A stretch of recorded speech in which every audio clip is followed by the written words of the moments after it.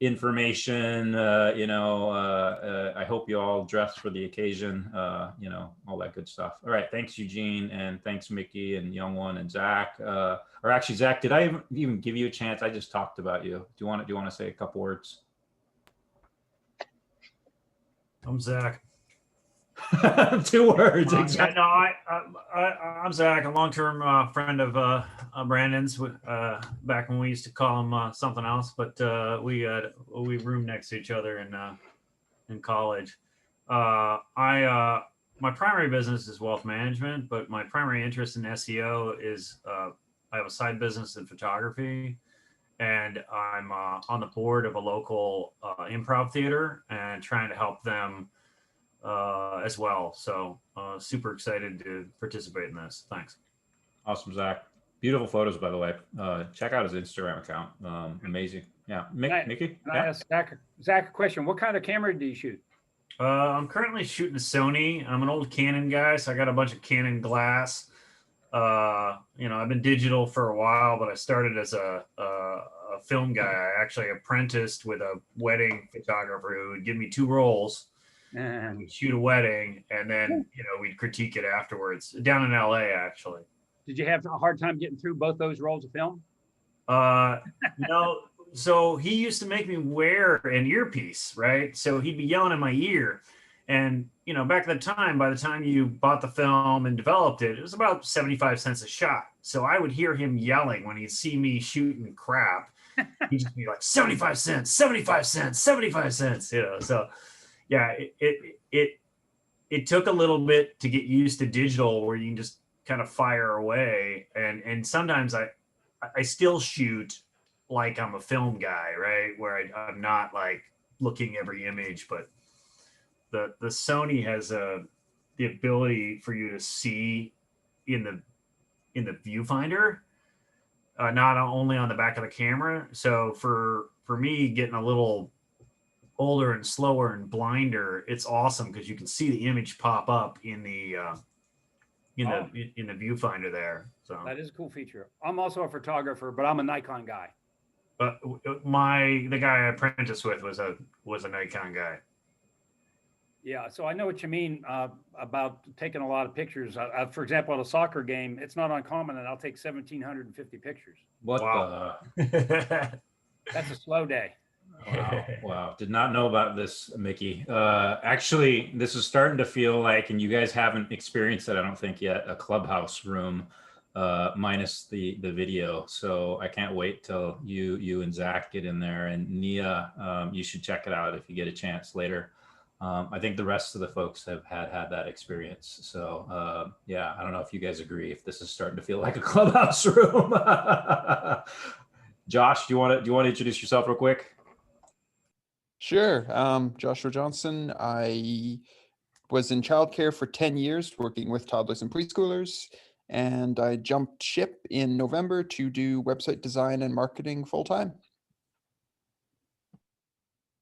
Awesome. Nia, you're the next on my screen. So. Hi, I'm Nia. I'm based in Connecticut. I'm an estate planning and probate administration attorney. Awesome. And Christina?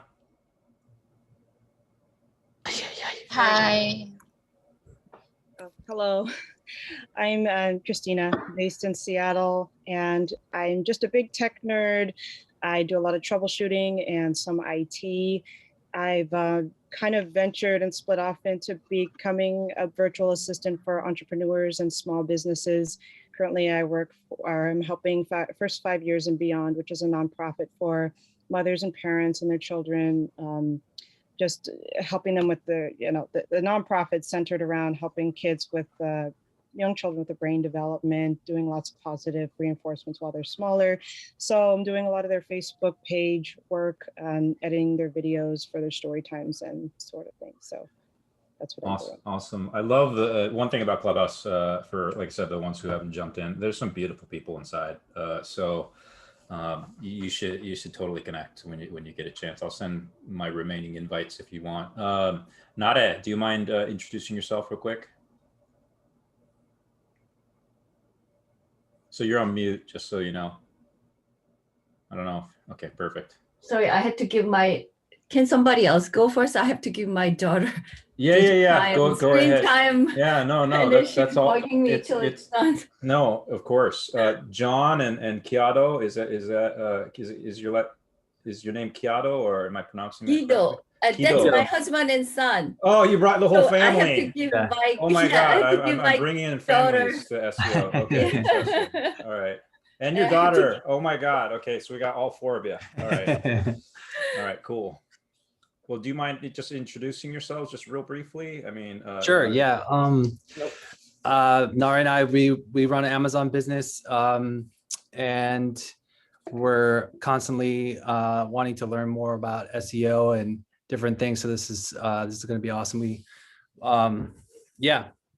based in California, LA, and my son has actually started getting into it as well, doing he's doing his own 3D printing and things like that, and he really loves YouTube and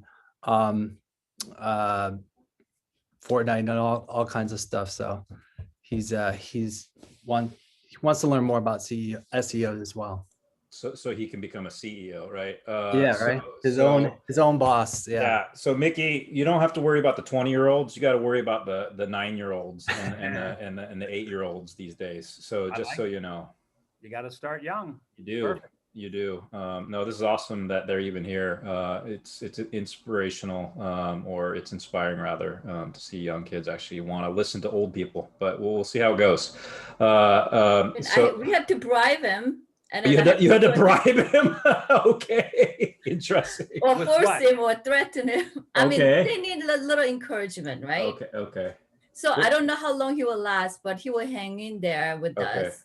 Okay. And I just give my daughter bribe, go away for 2 hours, kind of free screen time. So she's gone now. So my husband already explained that we do Amazon business and we just want to learn, because the good thing is, we're so thankful that you're having this class, because, as business owner, we don't know. I don't know who to hire. And there are so many SEO people out there. Yeah. And some people say they can make website. I have somebody who's making website for me right now, but he's not pro at it. So I have to hire another SEO person to optimize it. So I'm like, well, what kind of person? Do I have a freelance person or somebody in virtual assistant in Philippines? But how do I know if they're doing a good job? So this class is so timely and so thankful. Yeah, we'll talk about that actually. The difference between the different types of web developers, etc. As you all know, we have a lot of different constituents, but meaning different industries that we're going to talk about potentially today. But the good news is, with all the people that are here, and this is one of the beauties of it, is you all can support each other. One of the biggest facets to showing up, at least for local businesses or small businesses, is reviews. Y'all don't know each other's businesses, but a lot of people who, in my opinion, who are trying to, get familiar with this stuff are good people. And so you can trust that you're probably supporting somebody who's that. And there's all these, silly reviews out there anyway. So don't feel too guilty in just giving someone a 5-star. It's not going to kill anybody else. There'll be plenty of others, but use each other or support each other, I would say. Christine, do you mind introducing yourself real quick, and we'll finish up with a few more and jump right into it. Hi, I'm based in New Jersey, and I do medical permanent makeup. So for the guys, scalp micropigmentation, and for patients who went through the mastectomy, create their new areola and nipple recreation. So yeah, cosmetic and medical tattoo. Awesome. And another thing to touch on is, people are in different geos, like geographies in the United States. So that actually can apply to what we'll learn today, because some places or some, local markets are more competitive than others. You might be surprised. Some of the bigger markets are actually not that competitive, because there's not as much activity or expertise, as Nada, you were kind of questioning. It's surprising, but there's actually a lot of bad folks, meaning they're really bad at what they do. And so they're not appeasing Google for what they want. Ian, do you mind introducing yourself real quick? Or maybe not, if you can't hear us. I can hear you. Can you hear me? Yeah. Sure. Can you hear me? Yep. Yes, we can. Hello? Yep. Yeah, my name is Ian Tobin. I'm a real estate broker in New Orleans, Louisiana. I have a few offices here, Baton Rouge, and another small town. And I'm a licensed agent in California and Nevada. And spent the last 3 years of my life working on a real estate platform, online school. That kind of sums up my life.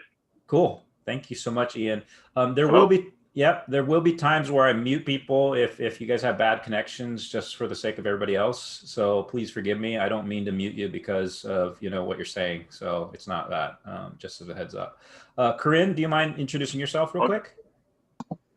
Hey everyone, sorry my camera's not on. I just got back from a run, so I will try to jump on later when I'm a little bit more presentable. My name is Corinne Vargas. I'm out of Chicago. I have a startup that's geared to helping families of individuals with either learning disabilities or large accidents in terms of understanding their progress through therapeutic means. So physical therapy, occupational therapy, speech therapy, and all the special education. This is for adults and for kiddos.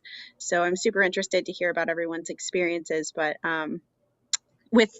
in everyone's background. I've heard so many overlaps already, so I'm excited to hear everyone else. But aside from that, I am just excited to be here. Thanks, Brandon, for putting this together. Of course, Corinne. It's my pleasure. Again, a lot of amazing, different things to kind of help society, not necessarily just to make money. A lot of you, I think, are the good peoples. That's why I, invited you here. If you're just about making money, I'm sorry, but you got to leave. No, I'm kidding. But in all seriousness, I think there's a lot of good people here. Jay, we'll finish off with Jay, and then we'll jump right into the SEO stuff. Hey, Brandon. Thanks for setting this class, and thanks for inviting me. I'm calling from Boston. I'll get back in when I become presentable as well. I just had to deal with my son, whose also name is Brandon. But I run a e-commerce called Mamask. Our family business in Korea called The Beautiful People. We manufacture suits in Korea, but obviously suits business was having a rough time, and we had to pivot in making masks. And just opened the Shopify website last April, been running it, and I've a lot to learn from this class regarding SEO. I'm very excited. And again, thanks, Brandon, for setting this up. Of course. And this is not to guilt trip anybody. It's just, I just want to show you how wonderful Jay is. So Mickey, you don't have to send me a brand new truck but Jay sent me his really nice masks. I haven't had a chance to open up the new ones. He sent me a couple. He's just a really good guy. So yeah, I think you can help each other in a lot of ways, and we'll talk a little bit about that here in a sec. Before we get into it, and we call this on Clubhouse popcorn style, feel free to unmic yourself and tell me if there's anything specifically you want to learn today. I already told you what's on the agenda, but if there's any, like what's the biggest pain point or biggest confusion, and we'll try to make it relatively brief so that we can actually jump into some of the educational aspects of today. Anybody want to chime in? Brandon, I can chime in. Brandon and I have talked about this just a couple of times. I'm so happy to have found him actually in Clubhouse, which he's mentioned a few times. So if you're not on there, please jump on. It's super useful. But for my product, which is a web-based application, there's multiple entry points into the market. So the consumer that I'm looking for, or B2B that I'm looking for, often could be along an entire spectrum. So I struggle with tailoring message as well as figuring out the best way to attract and help the most people. So I guess if I was to summarize that, it would be essentially, how do you, get the biggest bang for your buck and get your product out there so that it starts kind of working on its own in terms of growth. All right, big bang. So we'll try to do some big bangs here at the end. Any other specific things? We good? Everybody shy? Okay, so let's jump in. I will stop every once in a while. I do not like listening to myself talk, frankly, and the best way to learn, in my opinion, is teaching.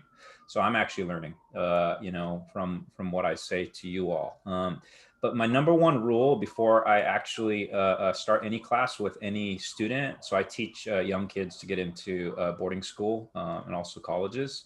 That's kind of a fun thing that I like to do on the side. Kids are great. And so Kiato, and I don't remember what your sister's name is. I do love teaching you guys, especially really energetic, kind spirits. But my number one rule is do not trust your teacher. Do not trust me. Okay. What I mean is basically be critical with all the information that's ever presented to you.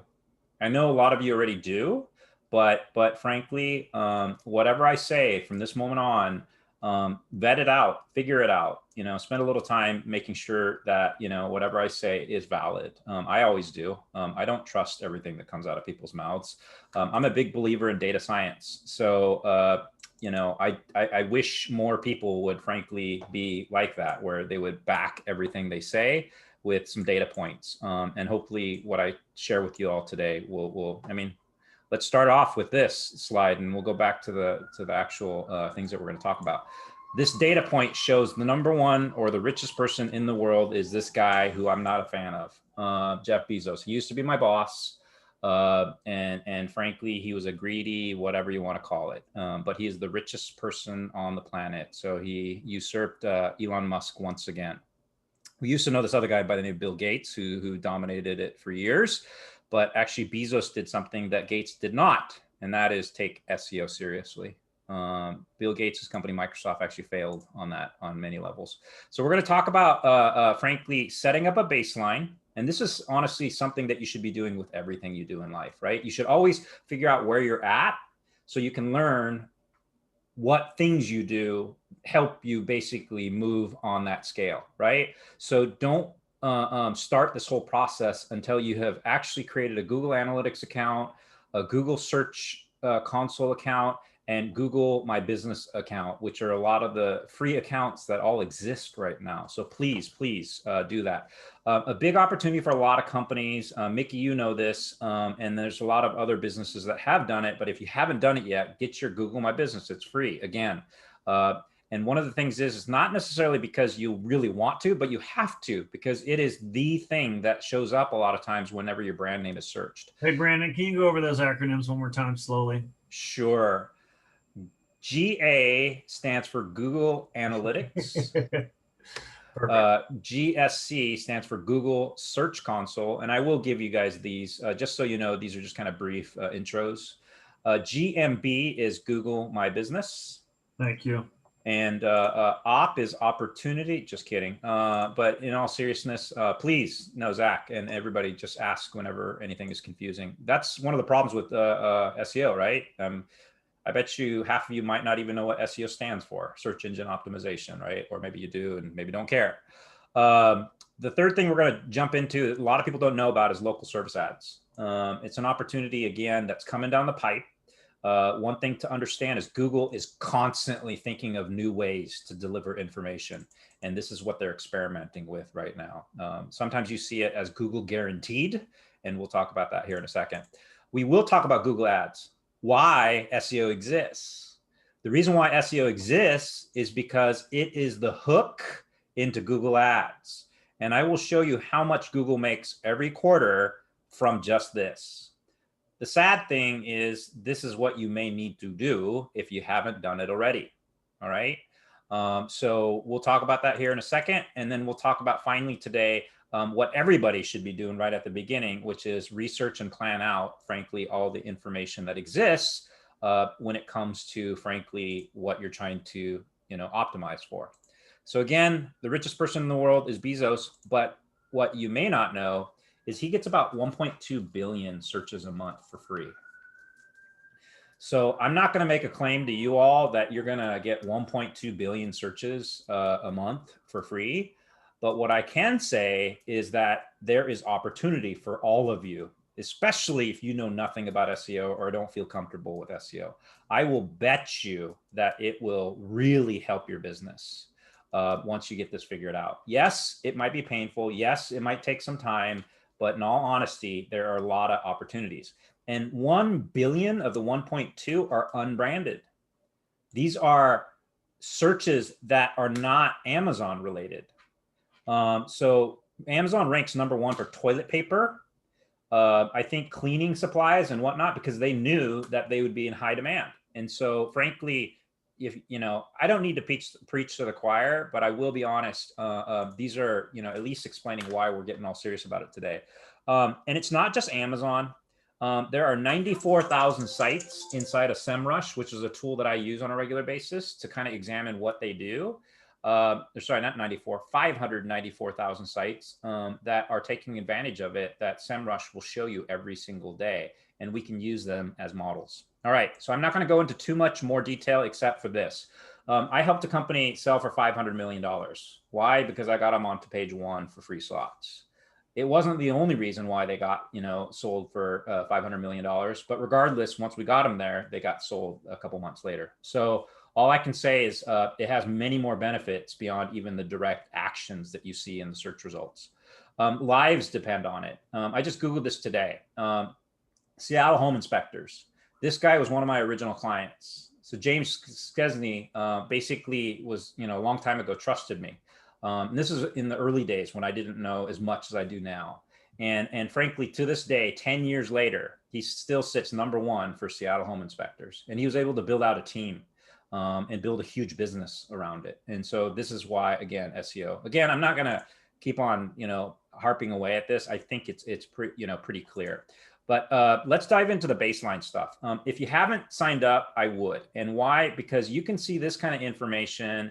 And honestly, if you guys want me to walk you through in future classes, we can actually look at Google Analytics, GA, in more detail, if that helps. Because in all honesty, it tells you so many different things. I won't dive into it too much today to kind of keep kind of basic. But frankly, you get real-time metrics, you get, information about the audience, like what devices they actually come in using, like how they come in. So you can see with this particular account, which is my startup, that I barely have touched, I'll be honest. I barely have touched whenIleave.com. But, it's already getting about 300 users on a regular basis for every 30 days, I think it was. And the #1 thing is SEO, or i.e. organic search. Typically, organic search or direct in a really well done website is #1 or #2. Okay. And if you guys have any questions as far as what direct means, I'm happy to address that right now. But basically, it's just someone going straight to the site. And there are some interpretations of what it is. By the way, can you all see this clearly? Is this clear enough? Is this big enough? We're good? Okay. I can't see you guys face to face because you guys are off to the side. So forgive me. And if you guys are sending things to the chat, please just holler. I see that there's a few messages here. Okay, now I opened up the box. So yeah, I think we don't have any questions, but please let me know. Next, Search Console. This is a mystery to a lot of people because they don't even know it exists, but it's a free tool that Google provides, again, to show you very specifically what searches you are showing up, like in what position. I'm happy to go through all of this, but you can see, When I Leave has gotten a bunch of different searches within the last few months because all I did is build a few blog posts. Honestly, that's all it was. And we can talk about that more in detail. Again, I haven't spent enough time on it, but I just wanted to show you guys at least one example of how good it can become, by just barely doing a few different things. The next thing is Google My Business. All right. So what is Google My Business? We'll talk about it in detail here in a little bit, but set it up at least, right? Set up the baseline and then get that going. All you have to do is search Google My Business and sign up. And if you guys need any help, I've done it with a few of you. I'm happy to do it, but just get that set up. So those 3 things I would recommend right off the bat. All right, let's talk about what SEO is. I mean, people might get confused, and this is where I think it's a little frustrating for me when I try to teach people is they're misdirected in 20 different directions. But it's very simple. I consider honestly that I am like the least savvy when it comes to picking up anything. It takes me 6 months to figure things out sometimes. And so I try to break it down in the most simplest way. And I will show you today exactly what SEO is in 2 different components. So this is more of the stuff historically that I've been sharing as far as why, but what the heck it is and Sorry for using a little French for the kiddos here today. But in all honesty, it's just two things. It's one C, which is content. So I can say there's two C's to SEO: content and credibility. That's all it is. Content and credibility. What those are feeding into is relevance. When you search for any term, like here's an example, workout gear, Google is trying to give you relevant results. Can you guys see this, by the way, the Google search results? Is that easy to see? Just want to make sure I'm navigating for your viewing pleasure. But Google is just trying to give you the most relevant results, and they judge it based off of credibility, which is backlinks. And we'll go into this more detail later. And content, like, is it the appropriate content? You know, so here people are paying for their content in ads, but Google decided here that they're going to deliver the Google shopping engine for workout gear. So they're defining this as a commercial search. People are looking to buy basically workout gear, not a reference search where you'll see like Wikipedia or an article or information to the right. So you got to study each of these different searches. When you do, you'll start to understand what's the intent. Like why are people searching workout gear? Okay. And when you can start to figure that out, and then we'll dive into like what components, like what SERP features is what we call these. And SERP stands for Search Engine Results Page. What SERP features, like this is a feature, the ads are a feature, the organic results are a feature. These are features, the local ads. There are different, and these are features, the FAQs, okay? We'll start to learn more and more about what these are, because ultimately Google is just trying to give you what's relevant, right? And that's why they crushed Yahoo, and why they're crushing Bing, and why they crush everybody else, is because they deliver what people want. And so that's what we ultimately need to do, is we need to deliver to what people want, and then you win. But we'll dive into more specifics with content and credibility. Any questions as to the why, the baseline, you know, the basics behind SEO? I can explain it like a library if you want. That's what helped my mom for some reason. I really like that. Would you please explain that again? That really makes sense when you explain that in other YouTube. You mean the library analogy? Yeah. Okay. I wish I would have had that set of slides. I mean, sometimes if you search Brandon slide share, I think it comes up. But one day, a long time ago, you know, and by the way, I didn't really introduce myself, but I honestly run this agency, which is, it shows up #1 for Seattle SEO. But Seattle Organic SEO is something I created back in 2010. I also run a few other businesses like SSAT Master. So if you search like Andover SSAT scores, we show up #1. This one's kind of fun, Costco SEO. Dear Costco, your SEO needs help. I know that Costco doesn't take it seriously, so I decided to message them through SEO.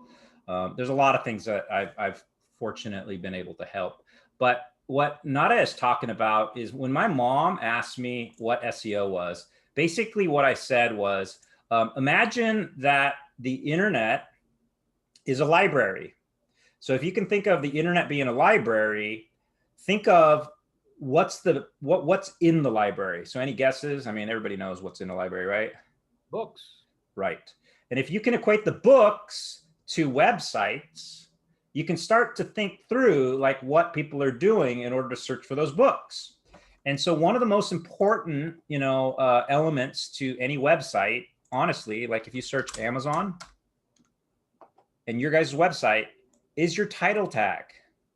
Just like in a library, when you are searching for a book, the title is what's going to be what's important. So if you're not paying attention to this and you're not working on this, then you're probably not helping yourself. And there's another opportunity here in the meta description is another opportunity where you can basically put a lot of keywords. And it's not about stuffing, but it's about choosing the right words. And so just like when you are searching for a book in a library, you are searching for a website on the internet. And these components are very, very important. And so we'll talk about them on specific cases if it helps, all right? Even, Twitter does it. In all these sites, they will name their titles. One of the biggest things that, you probably all know, but when you're searching in YouTube, which is the #2 search engine in the world, like for photography, what's very important is photography or photography or photography, right? If you don't have the word photography in your title, you're screwing yourself. And so it's one of the most important things. And that's something that helped my mom understand SEO. I don't know if I explained it as well as I did to her, if it resonated. Any other questions on the two components or the baseline or any of the reasons why? Are we good? Hey, Brandon. Yeah. You mentioned the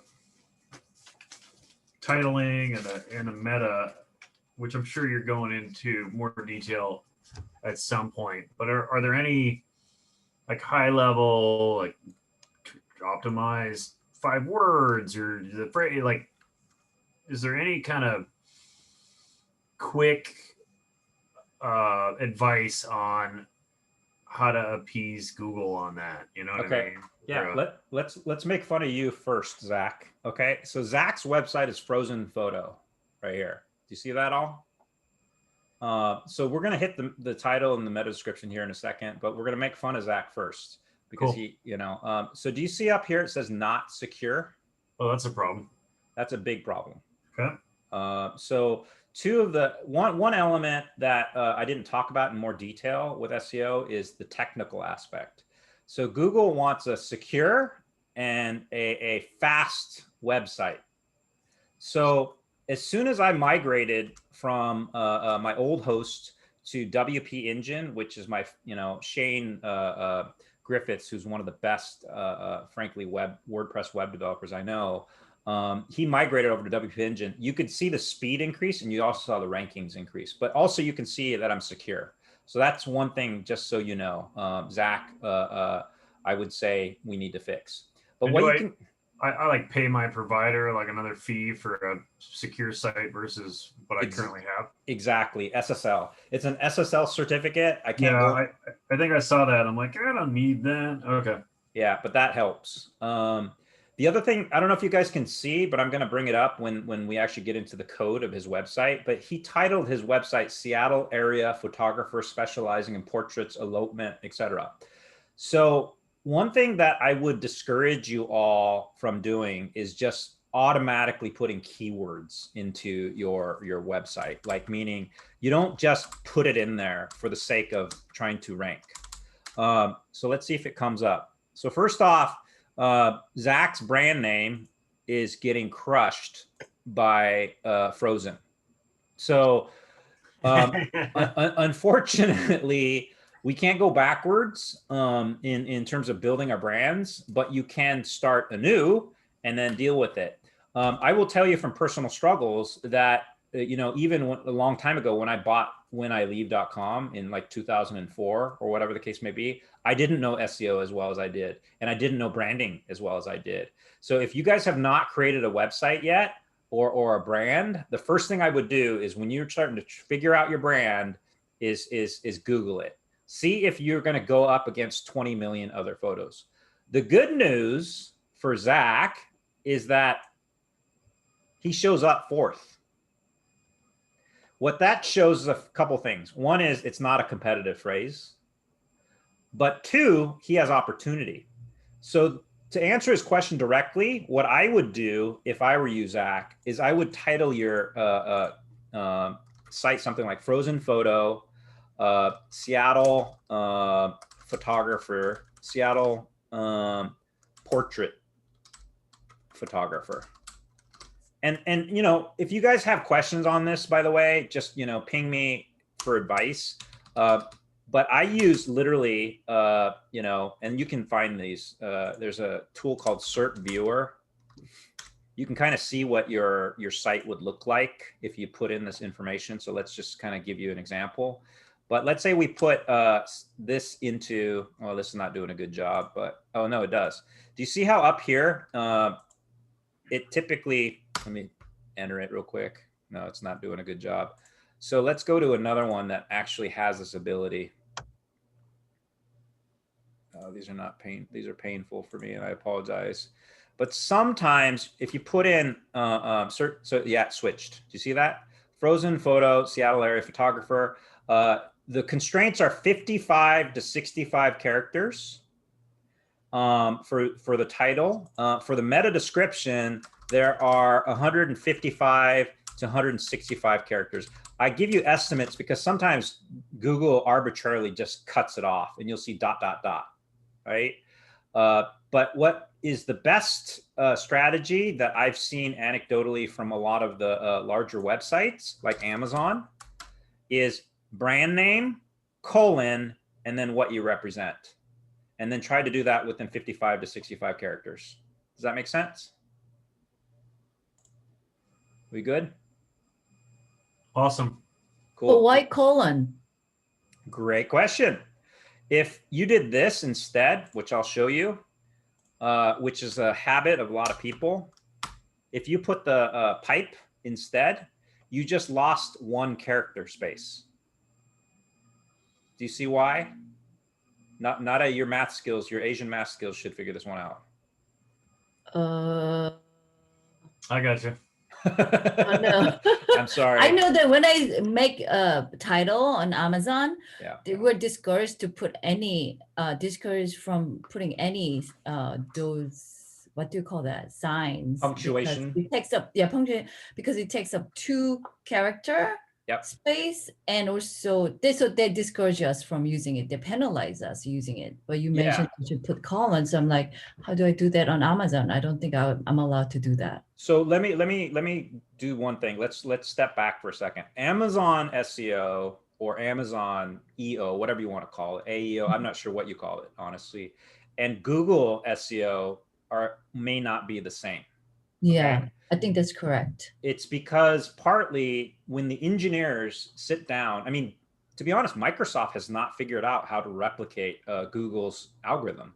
The other thing is that Microsoft cannot replicate it because Google has patented, I don't know what the number is, but it's some ridiculous number of patents to safeguard their algorithm, you know? And so frankly, some of the rules that you'll see in ASO, which is App Store optimization, or perhaps other search engines are very weak. Like for example, Facebook is absolutely horrible at search engine optimization in terms of their search engine. But to answer your question, yes, you can just do this. You could go frozen photo, Seattle portrait photographer. But when somebody reads that, they don't know if his brand is frozen photo, Seattle portrait photographer. But when you put the colon in, it like defines what the brand is. And then you can see literally what the website represents. Does that make sense? I mean, we can talk more about Amazon SEO. Maybe we'll do another class specifically on Amazon SEO, and we'll bring in some actual folks. I don't know if you know Nada, but Woojin Kim, he built a store up to 144 million, right? Yeah. So let's talk to him and then do a specific. That'll be great. Yeah. Cool. Hey, Brandon. Yep. On that site you were just showing us, that SERP simulator. Yep, main goals. Yeah. So are you recommending that we go through and page by page, we decide how we want to title it, test it out in here, and then what's the result I'm looking for as I'm tweaking? Like, what am I looking for to pop up in this kind of box on the right where I'm like, oh, that's better, right? Like,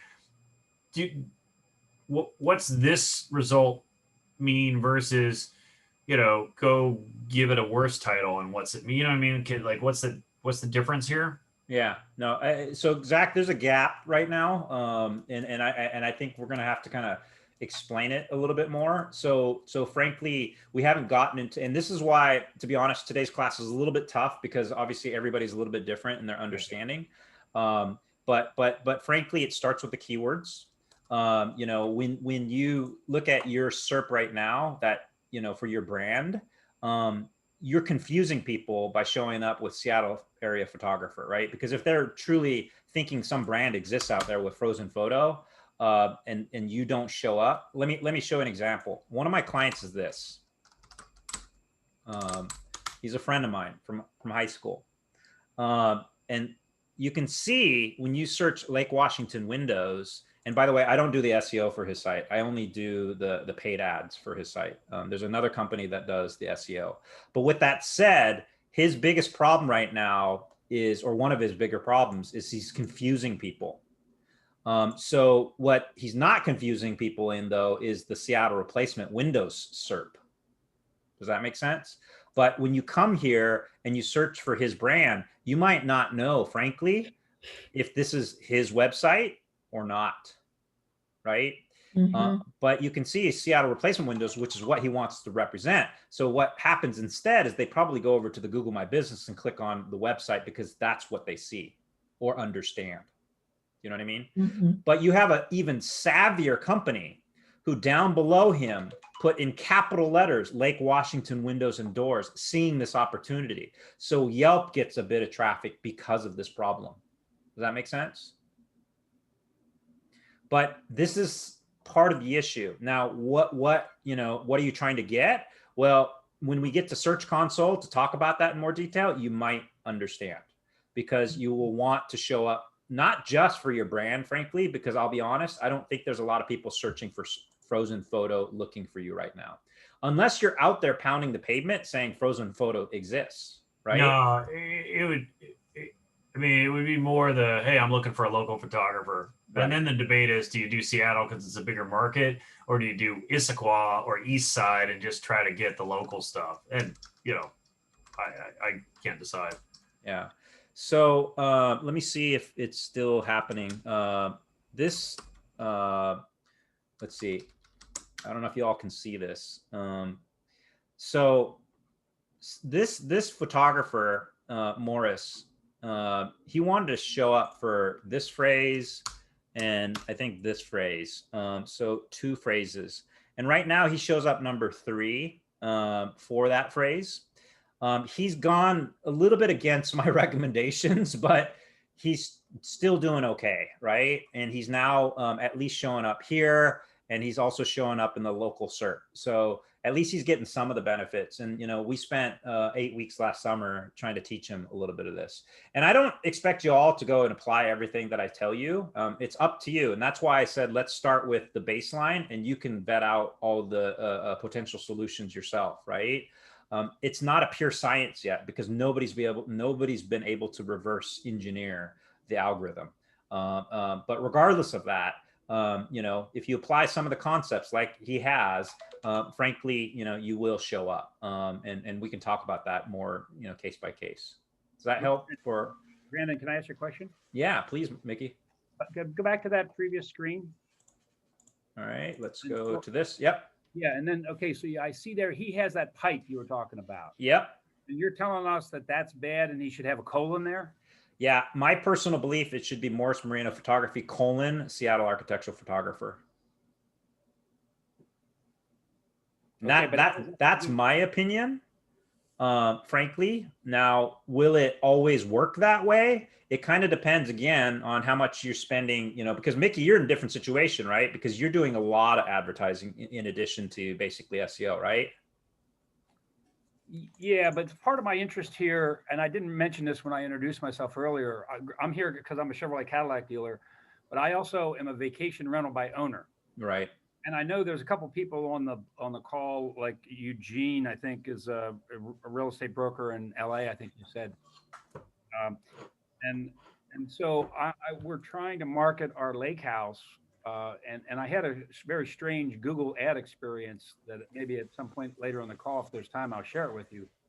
But I'm trying to push my lake house, which I don't have an advertising budget for it. And so that's where some of my interest here lies in how do you do a better job marketing this lake house? Got it. And let's definitely do that. Let's go through some cases here in a little bit. I'll try to finish up on just some of the basics. And let me copy in the notes from the chat session so it doesn't go away. Can I ask you a quick question? Sure.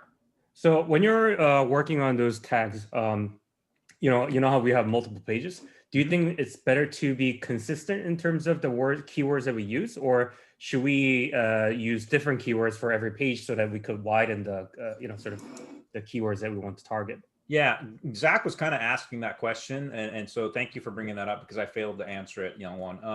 So basically, each page is an opportunity. So if you have the same tags or similar tags across all the different pages, you're actually hurting yourself because it's like duplicate content, if that makes sense. And so you don't want, Google or whatever search engine. By the way, Google represents about 63% right now. We can double check with ComScore.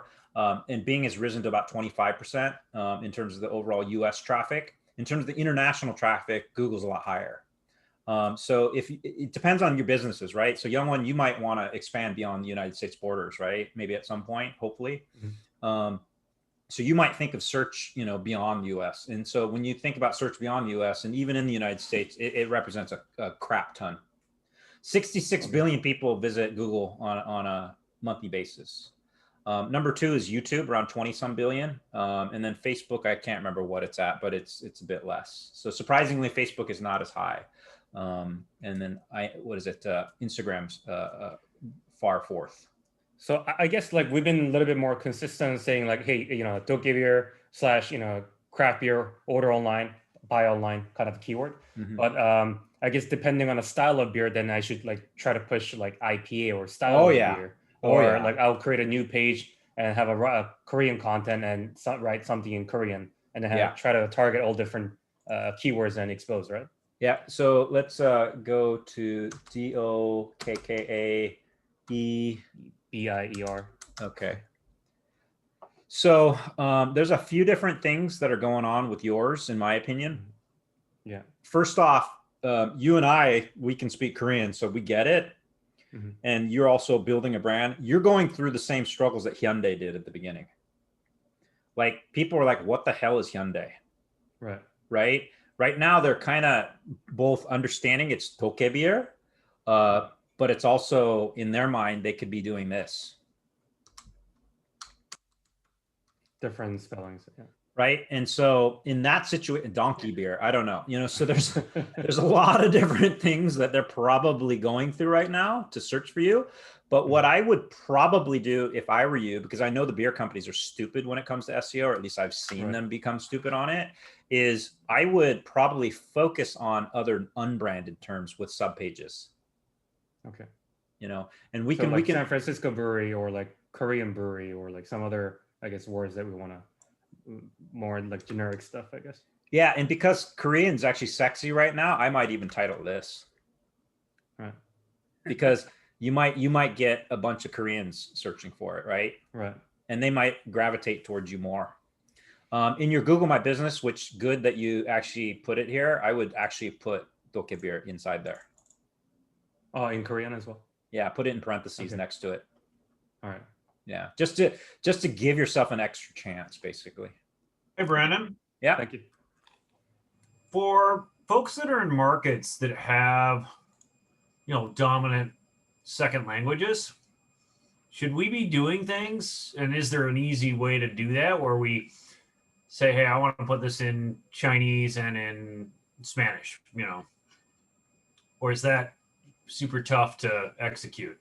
So we won't go into too much detail on this one because this is really advanced, but just so you know, certain languages depend on the keyboard, right? Because like, I can write this because I put something in my, computer that reads Korean or allows me to see Korean characters, but some computers do not. Like Spanish, Español is in all English letters, right? So it kind of depends on those two different dynamics. Can you read Hangul or Chinese characters? But I would say for the Spanish market, at least, build out pages in Spanish. You know what I mean? In terms of Korean or other characters, there's a little bit more to it than just that. But with that said, young one, I would still probably put those characters in there just in case. And your questions I just put it in. Yeah. Your question's a valid one, Zach. It's a lot deeper. And there's a lot of other dynamics that we need to talk about. We're going to get in here to Google Ads, which is going to show you some of the power behind international and other markets. But it's a great question. And sorry if I don't satiate all your needs. Unfortunately, we only have 2 hours here today. And I mean, this might even be too much because I think, honestly, SEO puts a lot of people to sleep. Are we good, though? What I had planned, and I said this in the email, is if this is too much or if this is tiring, so we got one thumbs up, but if this is too much in terms of the nitty gritty of the details, let's take a break. But if you guys want to just power through, I'm cool with that. I got a little bit of day old, quesadillas sitting next to me, so I'm good. But I want to make sure you're all good. Anybody want to chime in? Tell me how you're feeling. I don't know if this is over your head, below your head, below you, whatever. Talk to me. I think we're good. Everybody okay? Feel free to be the contrarian. All right. This is amazing. Yeah. Oh, it's all good. One second, in case I lose my battery. Okay. For the person who has the vacation rental, I use a 360 camera a lot. You don't have to use the expensive one. So you just connect with me and I'll show you how I do it. It works really, really well for vacation rentals. Okay, that sounds great. I'll get your phone number from Brandon. Yeah. Go ahead, Ian. Sorry. Yeah, I'm easy to find. It's Ian Real Estate New Orleans, and my name pops up all over the place. You can find me there too. So let's see, Ian Real Estate New Orleans. Watch you make me a liar. No.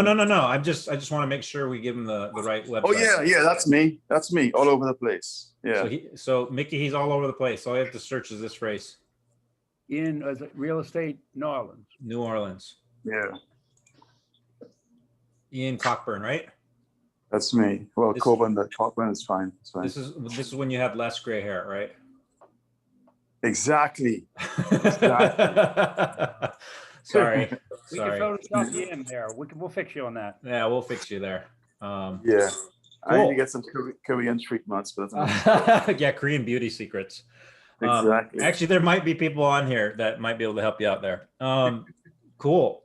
So again, we'll probably keep this kind of relatively shallow in terms of the detail, but feel free to ask more questions. I'll try to make sure that we have actionable items, because the whole thing here today is I want you to walk away with things that will help you in the next week or two.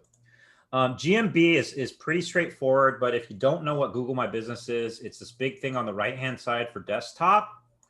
And it's in mobile, it looks like this, and usually it sits on top. And so that's the reason why for some dealers, for example, this is one of my biggest dealers that I worked with historically, but I don't work with anymore. But they get around 51,000 searches a month as a Chevrolet dealer down in Houston, Texas. And frankly, they get around 25,000 of those. Sorry, it's somewhere around 70,000 when you look at this. But this is what their Google Analytics, which is another point as to when it comes to analytics, there are so many different sources for information. So here it's like 70,000. Oh, I forgot. This is for three months though. So this makes more sense why 21,000 would be coming from here. Or sorry, 50,000. Okay, I'm really screwing up my numbers right now. But the point is that it does represent about 36% of their traffic from just Google My Business because it sits on top. All right. And you can see that organic is number 1 here, direct is number 2, and their paid is number 3. But it just represents so much that I would highly recommend you need to get in there.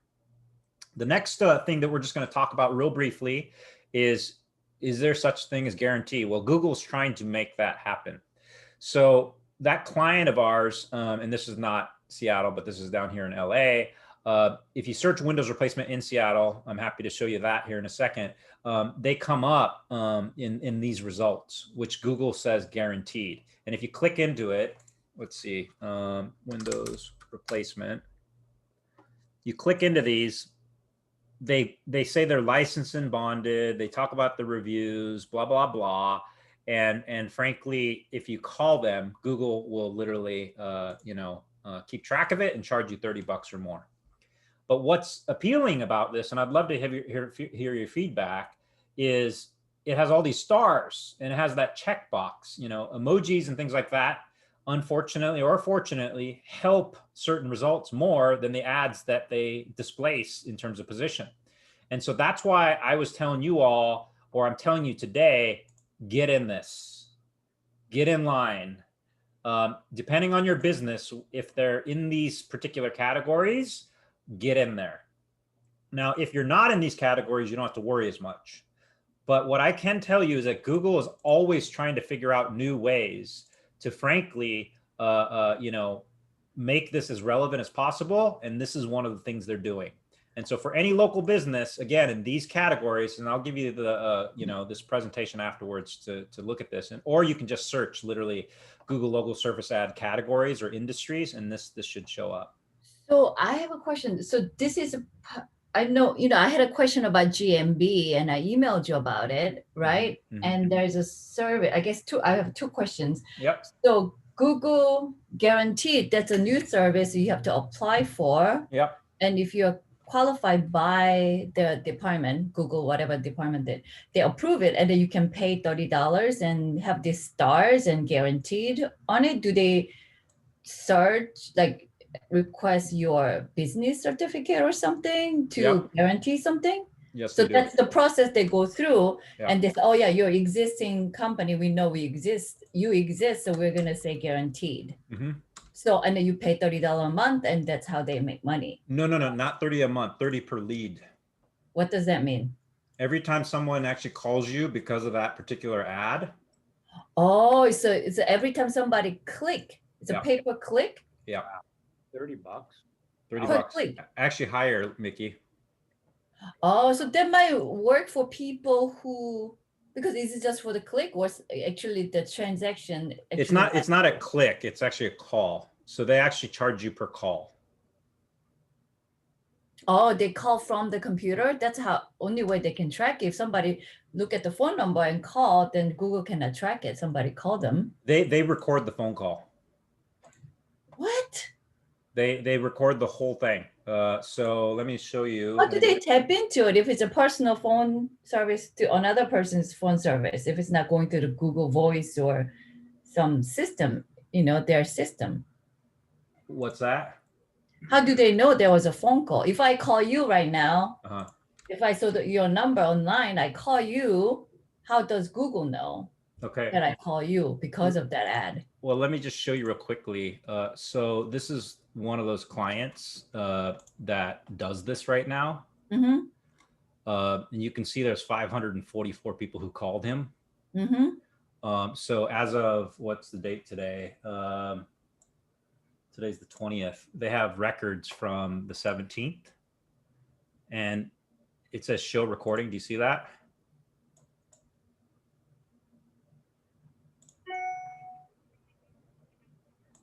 Did you just hear that? Yep.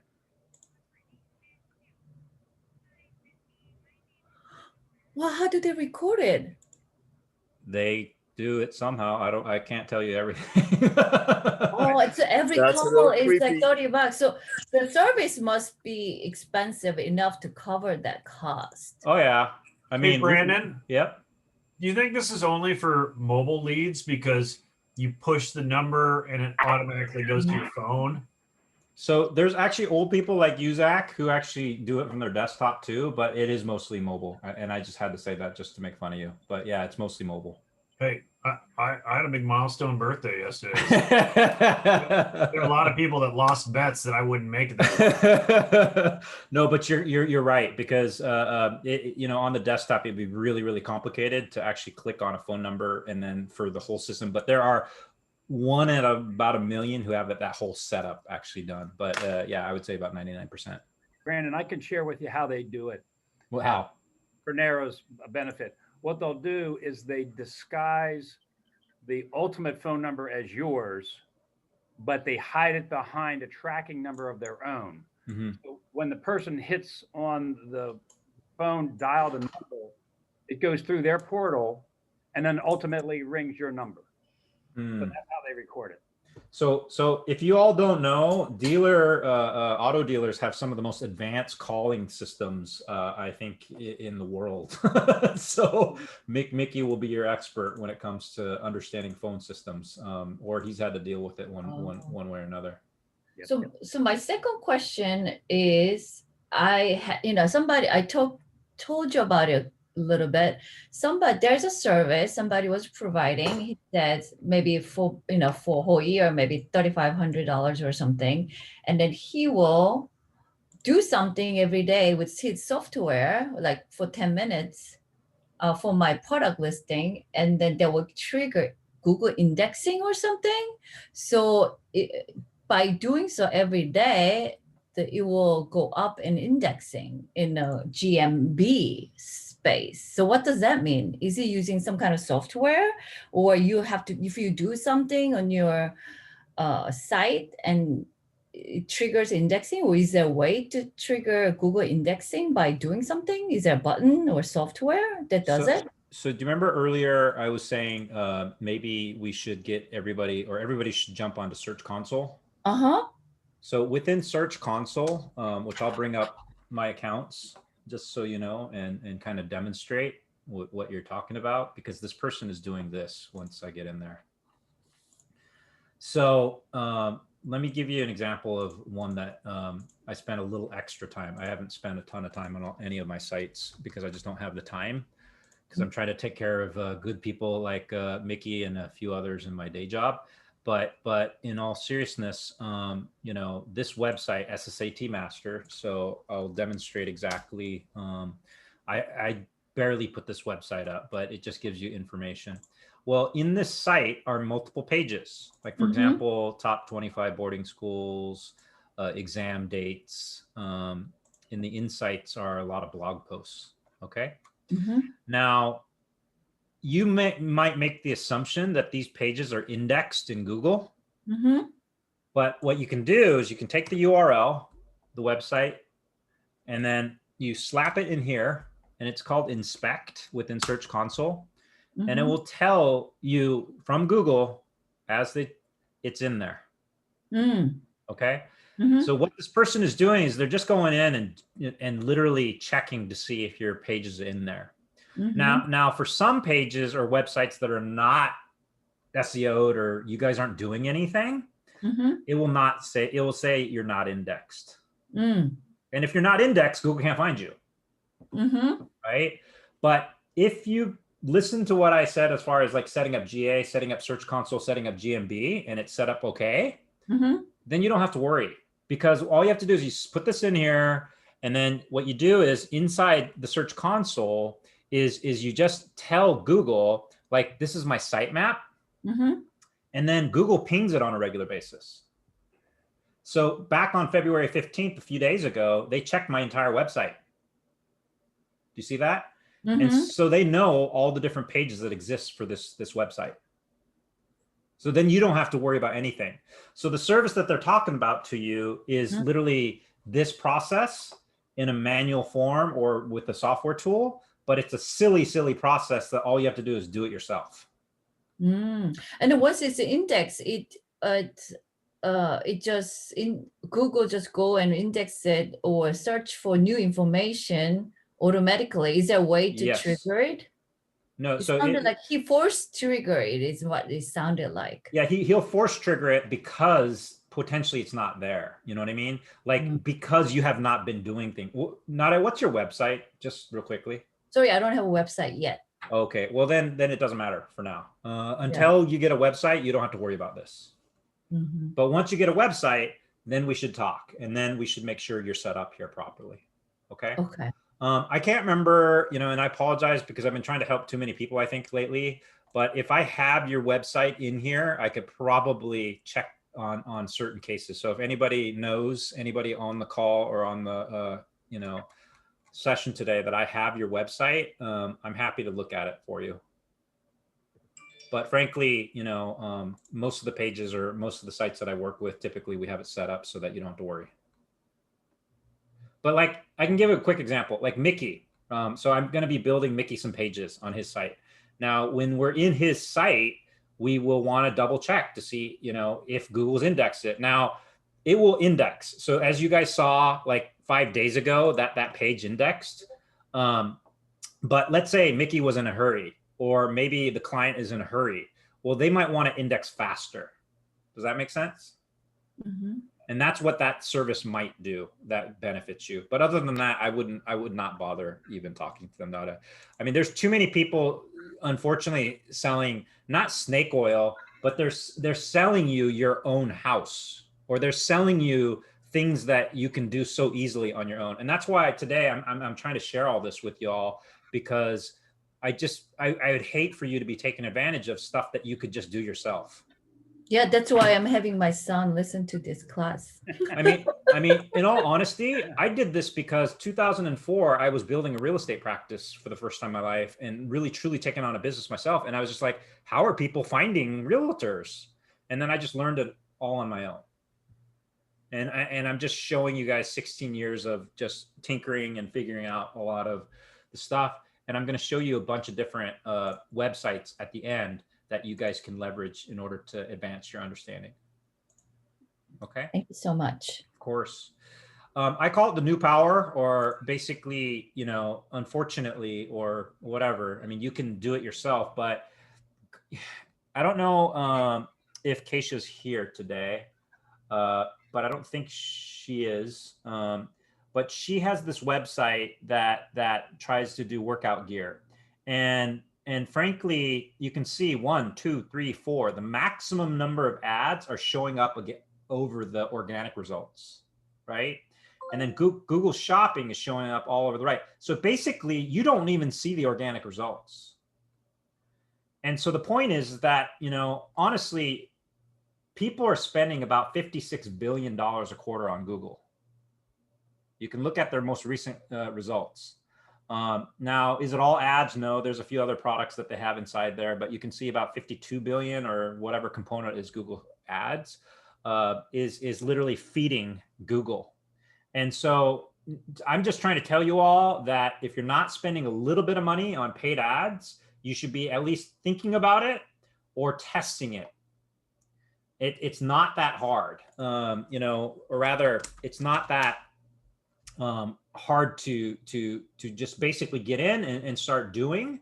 Obviously, it might be kind of challenging when it comes to you know, implementing and stuff like that. But I would just highly recommend spending a little bit of time, a little bit of money, and just going out there and trying it at least. Because unfortunately, like I said, when you look at almost any SERP, you know, you will see literally dominant, you know, or basically ads dominating certain pages.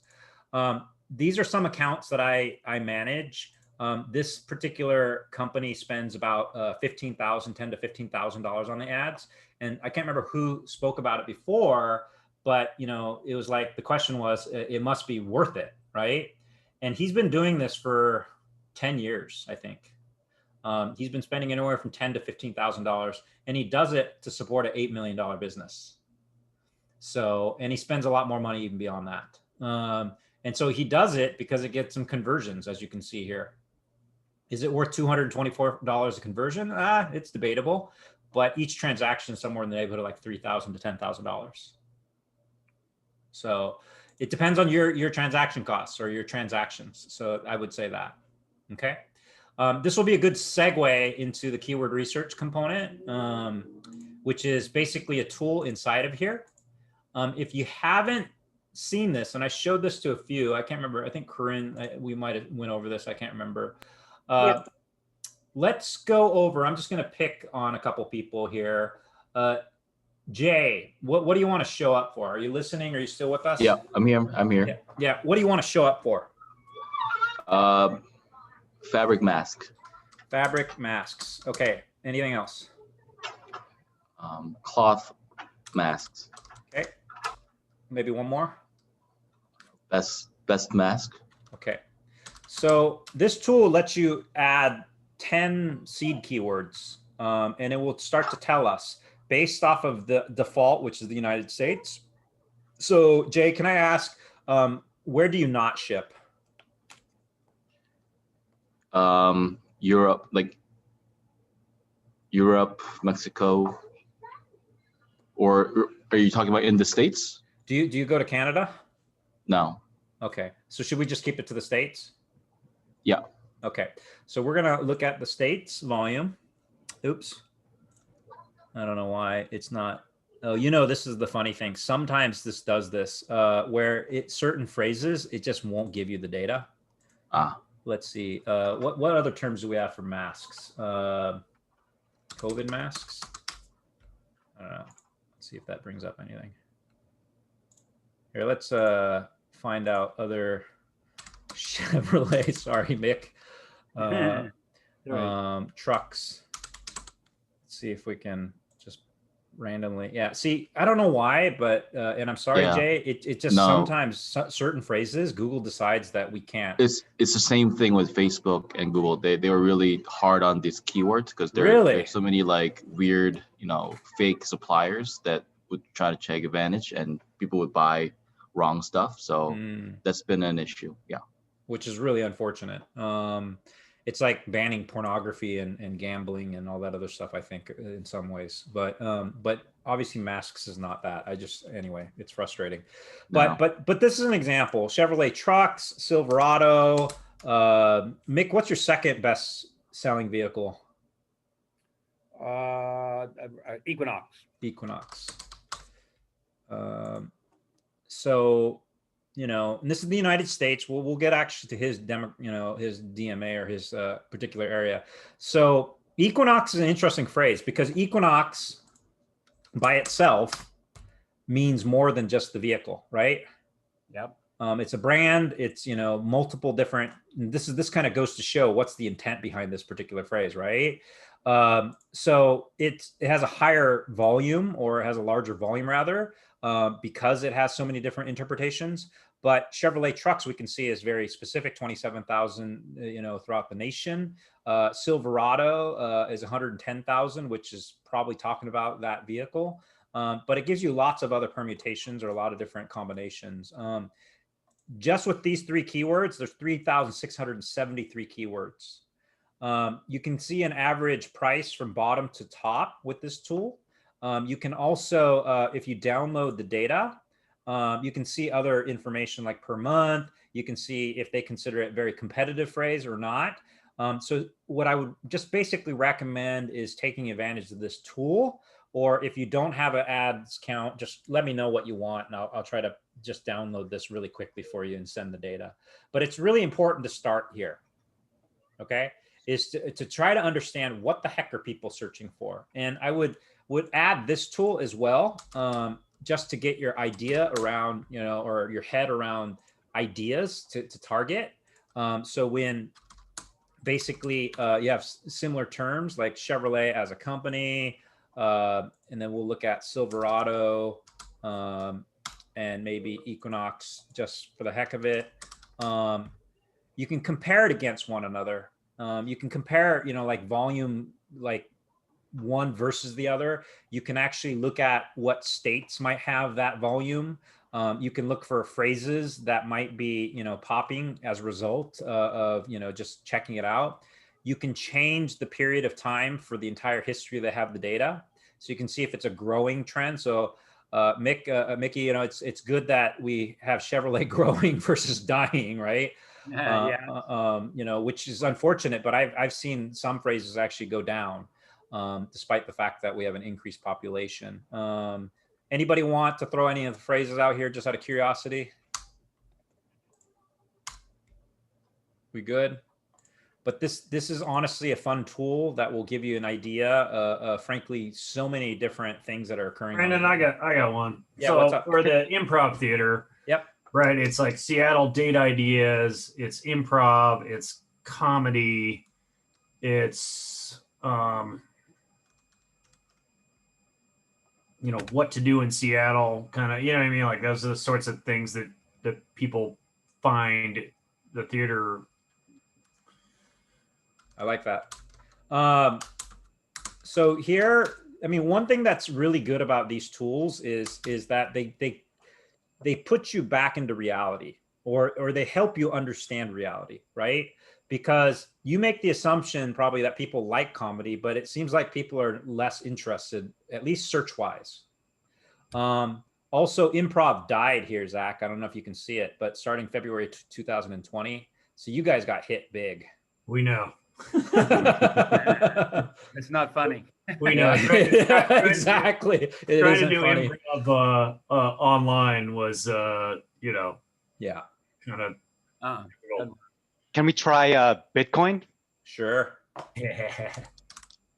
And let's put Ethereum in there. And then even I've been investing in this one coin that is interesting.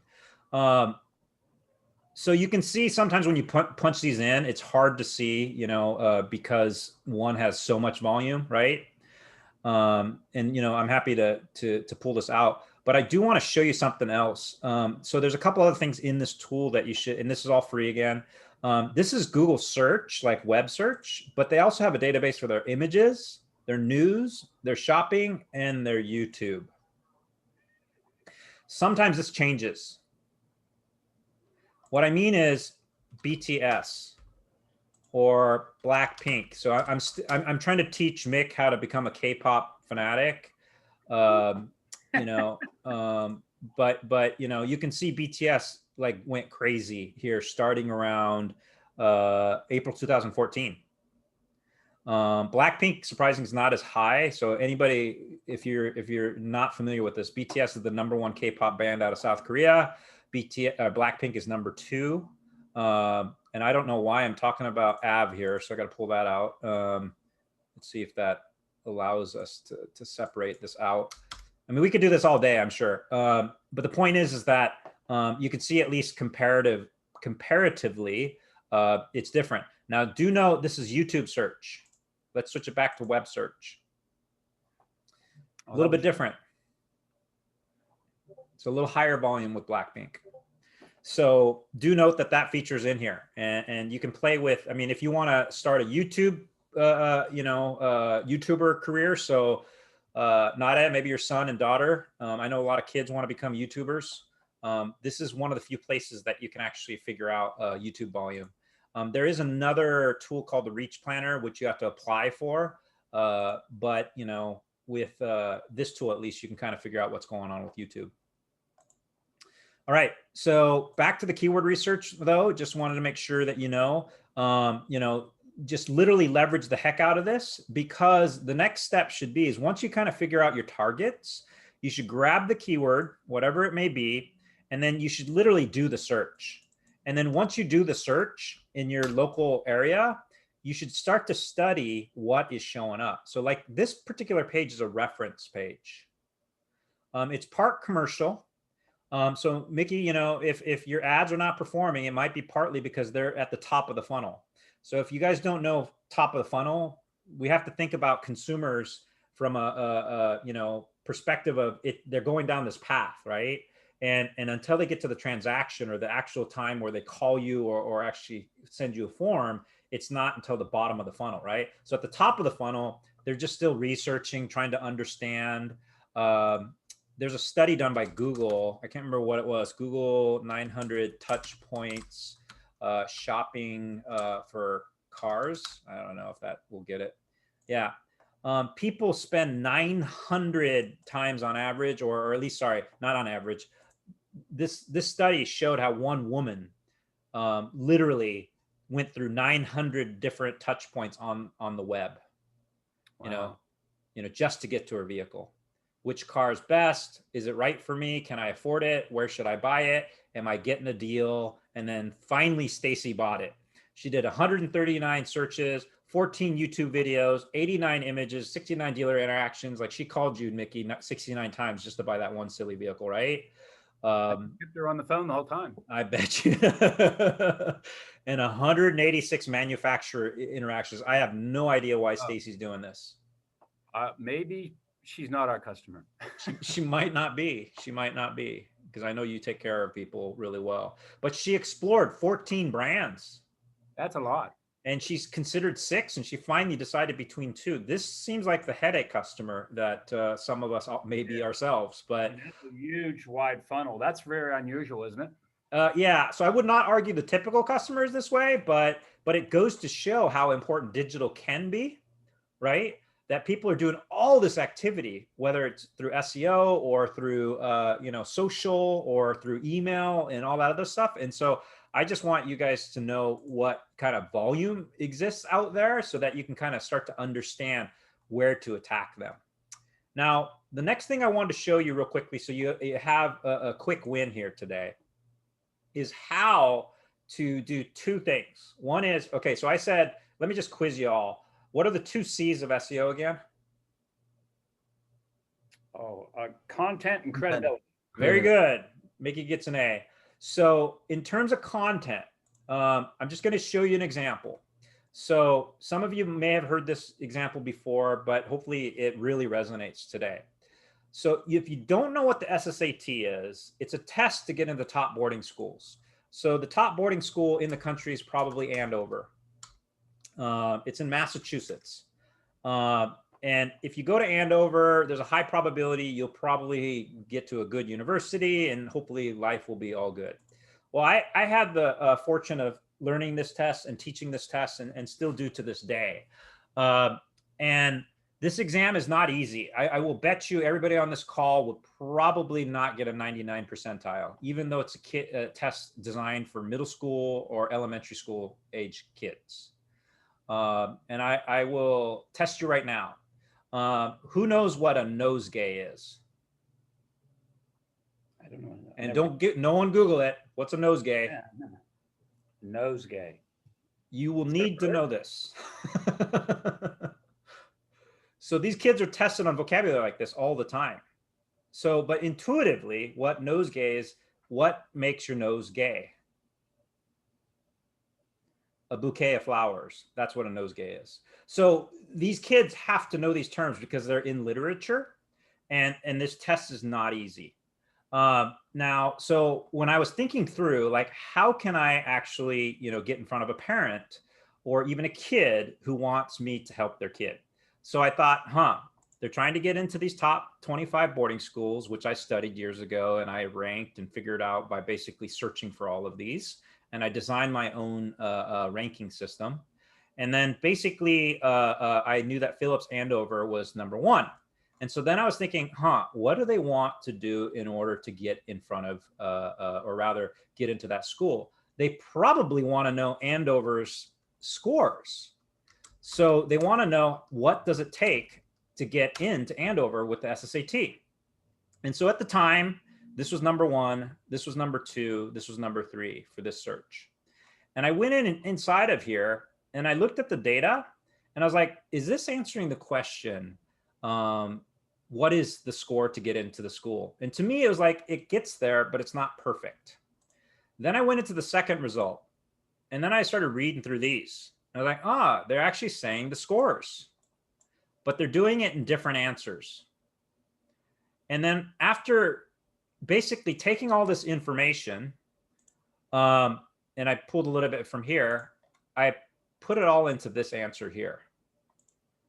And I literally used all that information. This is not much of mine. It's mostly quoting from all those other websites. And then 3 months later, I was #1. Wow.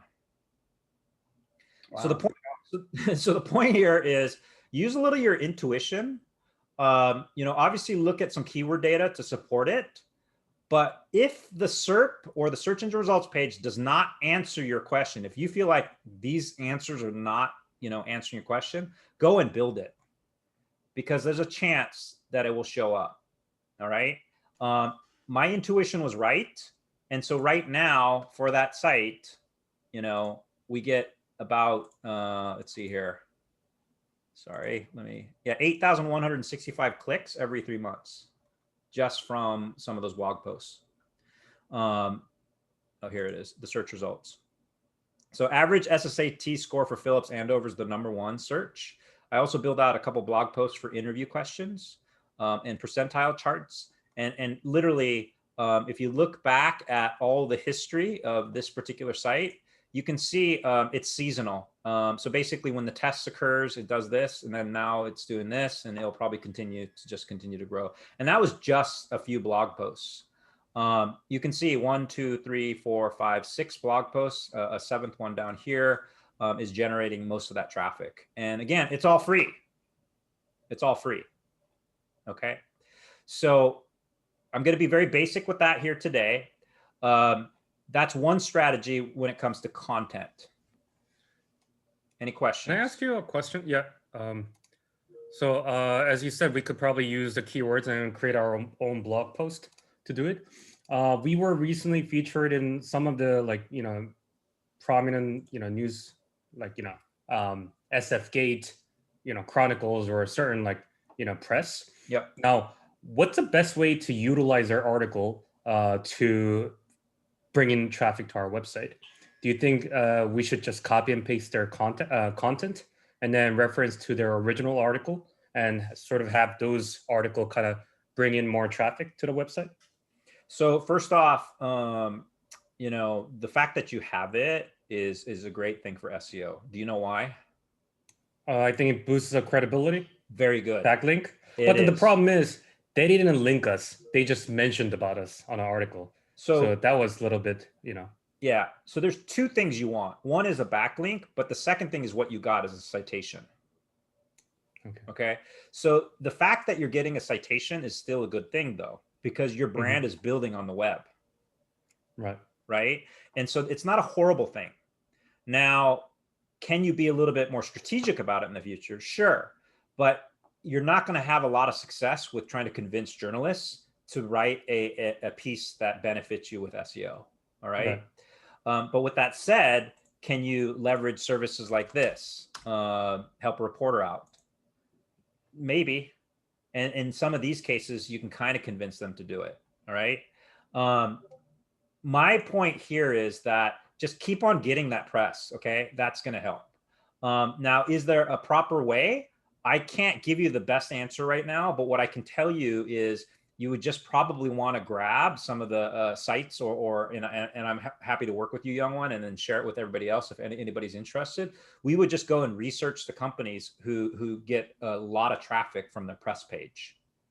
And what I mean is that let's say we go into SEMrush right now, and I'm not gonna be able to probably figure it out right now. But when you go into this tool within SEMrush to see organically what is doing well for them, what I would do initially is I would jump into their organic results and then go to their pages. And then if one of their top pages was press, I would copy that strategy. Does that make sense? Yeah. I mean, personally, what we've done for When I Lead, but I haven't thought it through, is I just created a page called News. I kind of thought it through a little bit, like how it would be. And I just called it Press Center because I just matched a few different companies that were doing it. Okay.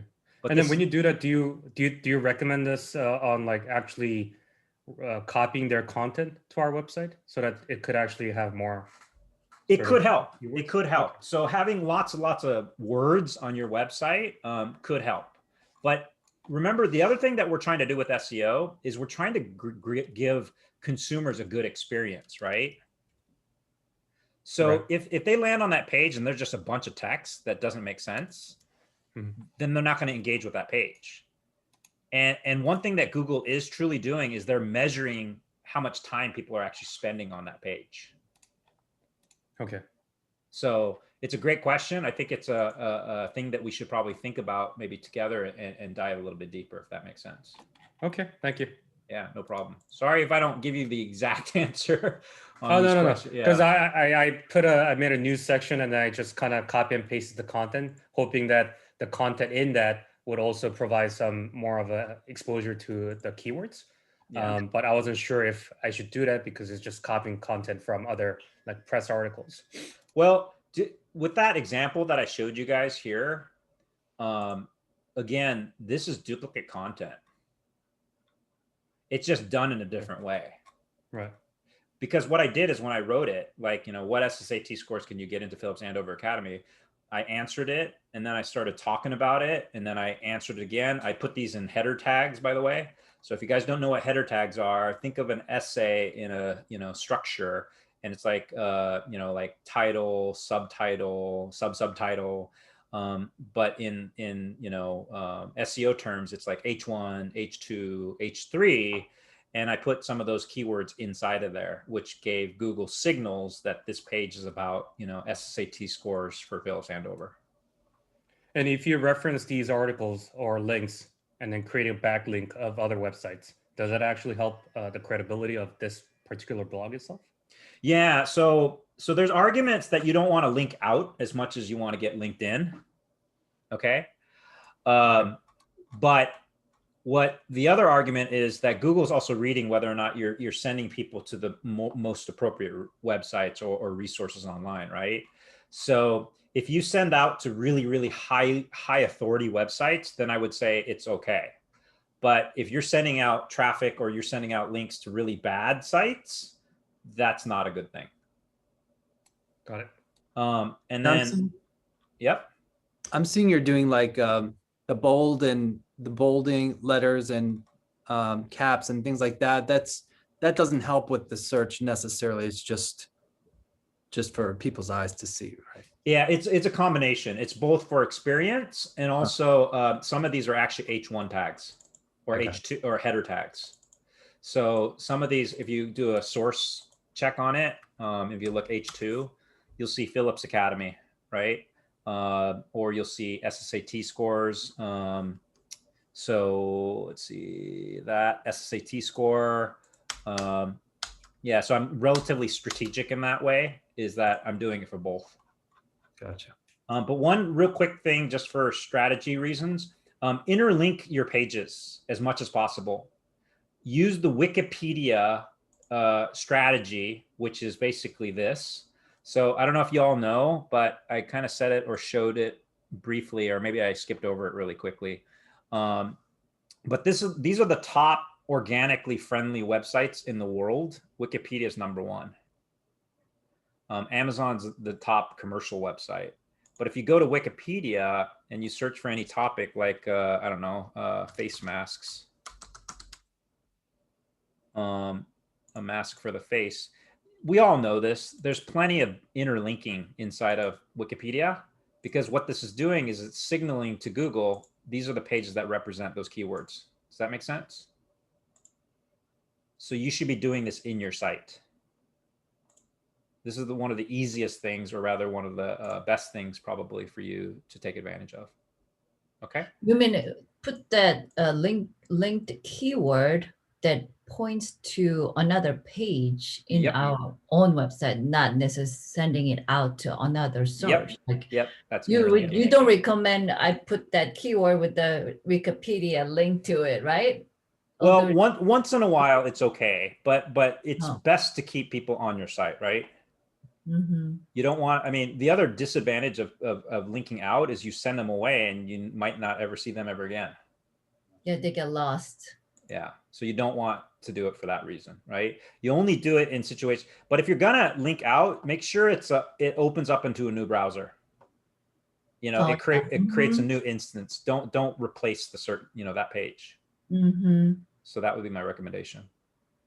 So that's basically a content strategy. Like I said, is just kind of study your competitors and use their information and then serve or create content that will help.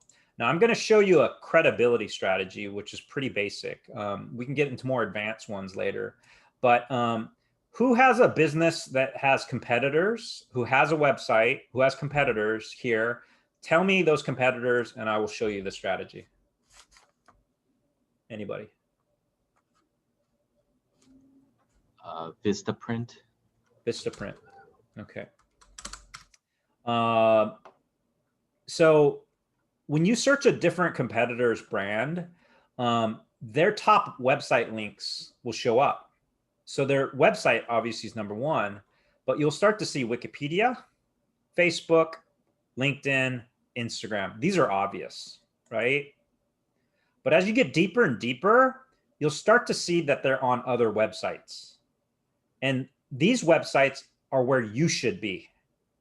Groupon, Crunchbase, not sure about Rakuten or Rakuten, Built in Boston, I don't know. But the point is research your competitors' brands and just go through 3 pages deep or more. And as you start to see deeper and deeper, they're on websites that link to them that you may not be. And so aggregate all of those websites and then find ways to get into them. So for example, Crunchbase, I think you just have to set up an account. Young one, you talked about press. Those are opportunities that frankly are hard to get. So, you know, it's something that, you know, you're going to beat your competitors with. But if you see your competitors in different press that you're not in, well, maybe you could, you know, try to work on it. YouTube, Consumer Affairs, I don't know what this is, but these website links will start to grow your authority. And so the fewer you have, the less authority you have on the web. And so frankly, just look at your competitors because they will give you a rich, you know, repository of different sites that you can get backlinks. Does that make sense? Yep. Any confusion on that? All right, cool. We're going to end with, frankly, some of these resources and questions. So I just wanted to make sure you guys had these if I haven't told you them already. So number one is the Moz Blog. It's historically been the best ever. They write stories and advice about everything about SEO. And the articles and also their Whiteboard Fridays are really, really intuitive, and they explain it in the easiest way possible. I mean, you can see they rank number 1 and number 2 for SEO for a reason. Second, if you guys haven't been jumping into Quora, Mickey, I can't remember if I told you this a long time ago, but you know, I've been preaching this forever because there's a lot of great information in here. And so a lot of these answers to questions that you guys have asked today, you might find in Quora. And so highly recommend that. The third resource, I think some of us are too old, but I would still recommend jumping into it. Reddit has a plethora of resources, and you know, 5 tips to get traffic from Quora, you know, ironically. You know, there's a lot of great answers. Obviously, vet this. Use rule number 1. Your son and daughter might be using Reddit for all we know, or they may be soon using it. If you like quick podcasts, this guy is one of the you know, pioneers in terms of distributing information on SEO. Neil Patel has leveraged it like crazy. Do be careful. He's trying to monetize everything he does, though. So certain things, you know, he's going to get you in some funnel. And both of these guys, well, actually, at least Eric's quite active on Clubhouse. Neil is still reluctant to get on, I think, but we'll see him probably soon. These are a few other non-SEO resources, but they might give you ideas on how to generate content that's very valuable. I would recommend Visual Capitalists. I mean, if it's not just interesting, they have a lot of information that frankly might be useful. And, you know, you can always do this too, Visual Capitalists. I'm going to show you something. When you do find a great resource and you guys are curious, it never hurts also just to double check what's doing well on their site organically. I mean, I did this with Quora just to see. And so, you know, visualizing US population by race, or Elon Musk is the world's richest person. So these are some really interesting, you know, infographics.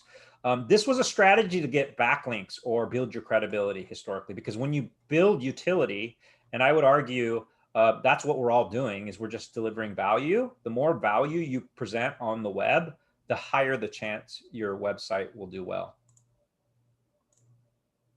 Another couple of resources are Exploding Topics. We'll show you future trends beyond even Google Trends. They give you a little bit for free, and then they try to charge you for their premium service. Other ideas for marketing. This site was pretty cool, marketingexamples.com. I would argue that you should check these guys or this guy out a bit.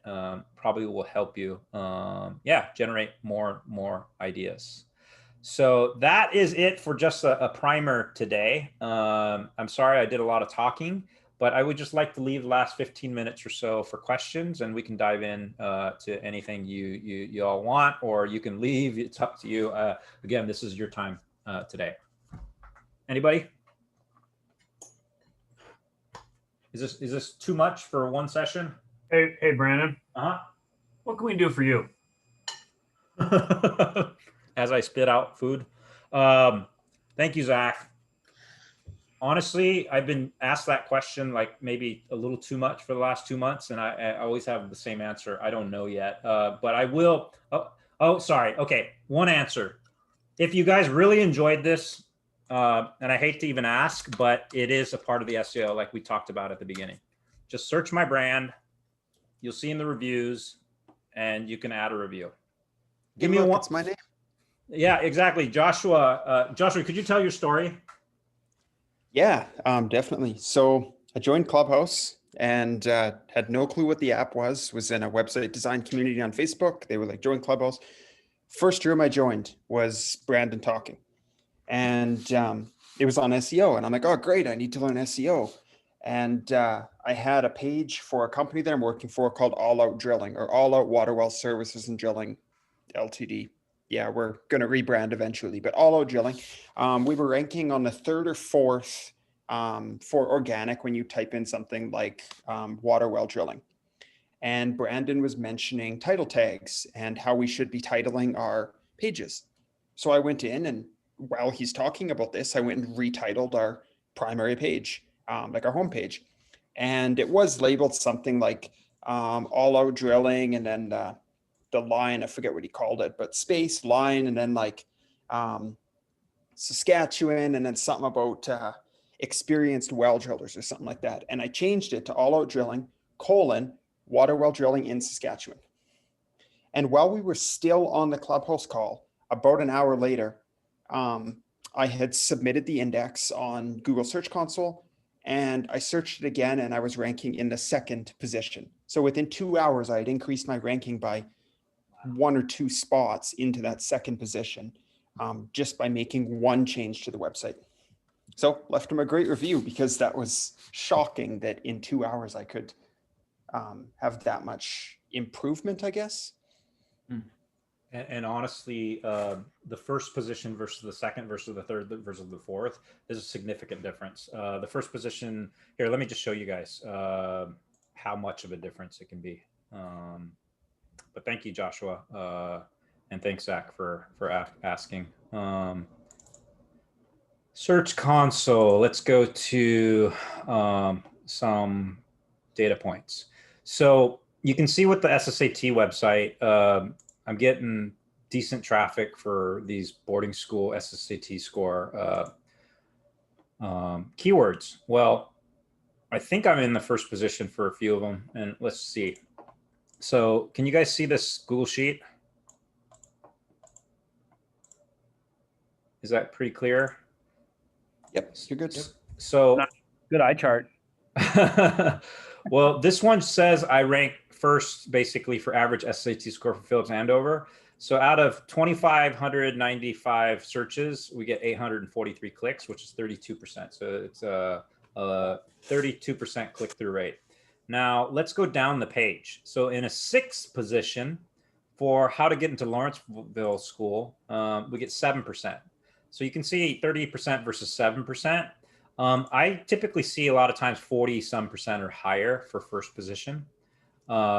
This search is kind of interesting. We're in the 2nd position. We only get 5%, but that's also because this is a completely different SERP. It's images. And so honestly, it kind of depends on the search result. But still, you can see that different positions get you different results. Like 10th position gets you 4%. As you go deeper and deeper, 41st position gets us a tiny sliver. But back to Joshua's point is, I think a couple of positions can really make a huge difference if you do it well. My 1st client, actually, their whole goal was to get from 2 to number 1, and he was happy once we got to number 1. Because he saw a lift of like 40% from 2nd position to 1st. And so that's how powerful that is too. But anyway, any other questions?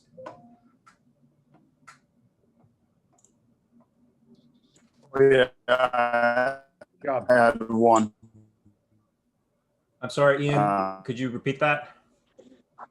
Yeah, just a quick, very quick overview of like, I fell from like first page to fourth page on rankings on John Anthony Realty.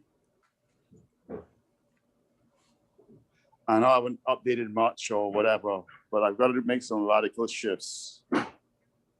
It's all one word, johnanthonyrealty.com. And I'm going to go take the approach, like you said, go through each one of my competitors. But one of them has a bottomless pit of money, Latz and Bloom. But the guy who owns it is greedy. So there's got to be a way to be able to beat him. So are you asking how to beat him, or sorry?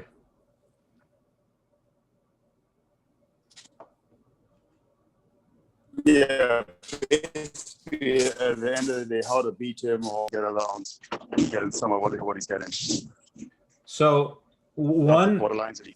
yeah, I hate to say it, but one answer to some of these questions, and what I'm trying to do is fight this answer, is in certain categories like auto, like real estate, insurance, it's competitive. And when it's competitive, you got to work harder. And you got to get more creative. And unfortunately, you got to spend money. Now, I don't do this as a service anymore. Like, I do this for free because I'll be honest, I know how painful it is to help somebody who has no money. Yeah. So that's what I'm thinking. I'm trying to think of some alternative ways to do it because I don't have 20 grand a month to spend on it. Like, they dump money, but once the workflow goes, they dump the money, they get the people to call, the agent answers. Most of the agents are like highly incompetent or inexperienced, and they generally fall through the cracks and end up with somebody else. Yeah, so what I would say really quickly, and Mickey, I think you probably spend the most here, but anybody can argue on this one. I don't know, because I don't know the budgets. But sometimes it's a gamble, right? Sometimes you're spending $20,000 that you don't have. And you're just gambling to see if it works. And some win, some don't. I'll be honest, it's that frustrating for some, but some are killing it in terms of Facebook ads, in terms of Instagram ads. There's a woman in your field, Ian, who approached me in Clubhouse. She charges realtors a minimum $10,000 a month, a minimum. What?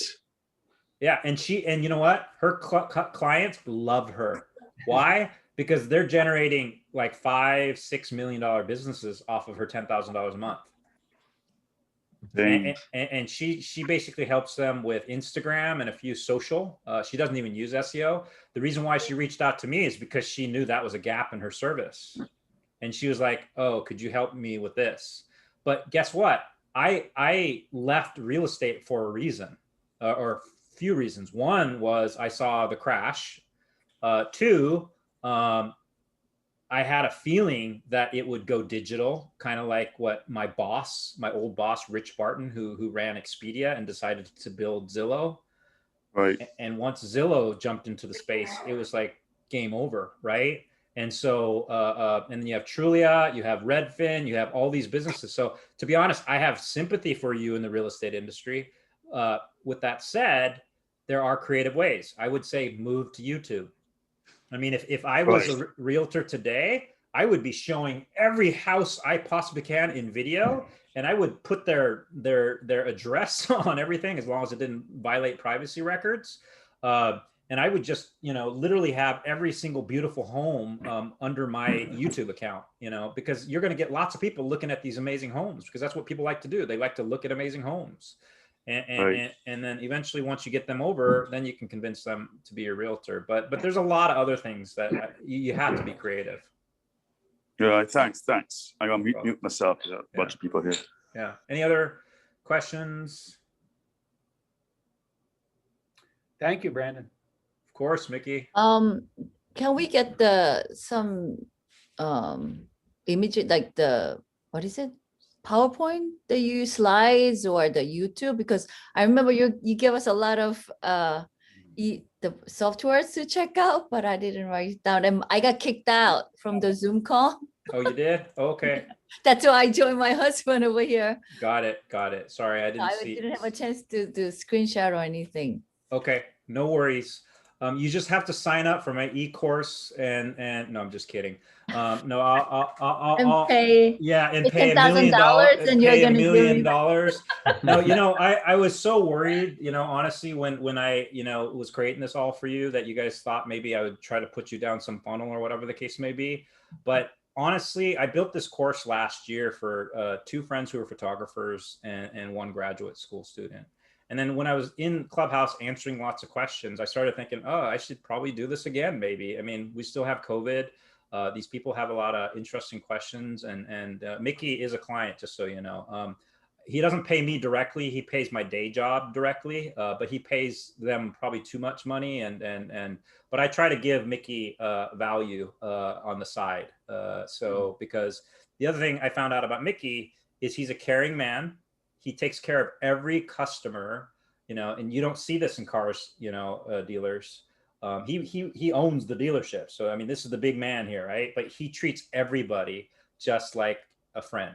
And so, and that's why they keep on going back to him. But when I started noticing that in our calls, I was like, screw this. I'm not going to listen to the rules in my company, and I'm going to just literally try to help the guy. And yeah, we've become friends. And honestly, I love helping y'all because you guys are all trying to put food on the table too. So I sympathize with your struggles. And so, anything I can do to help. Zach? Brendan, do you have any thoughts on like seasonality, or like, it was just Valentine's Day, right? So is there stuff that, I mean, it looks like about half the businesses here could have a Valentine's Day special. They could have something for St. Pat's. They could March Madness. They could like these are real short-term phrases. Is there a philosophy around how you utilize SEO in these like real short seasonal or, holiday-based messages, I guess?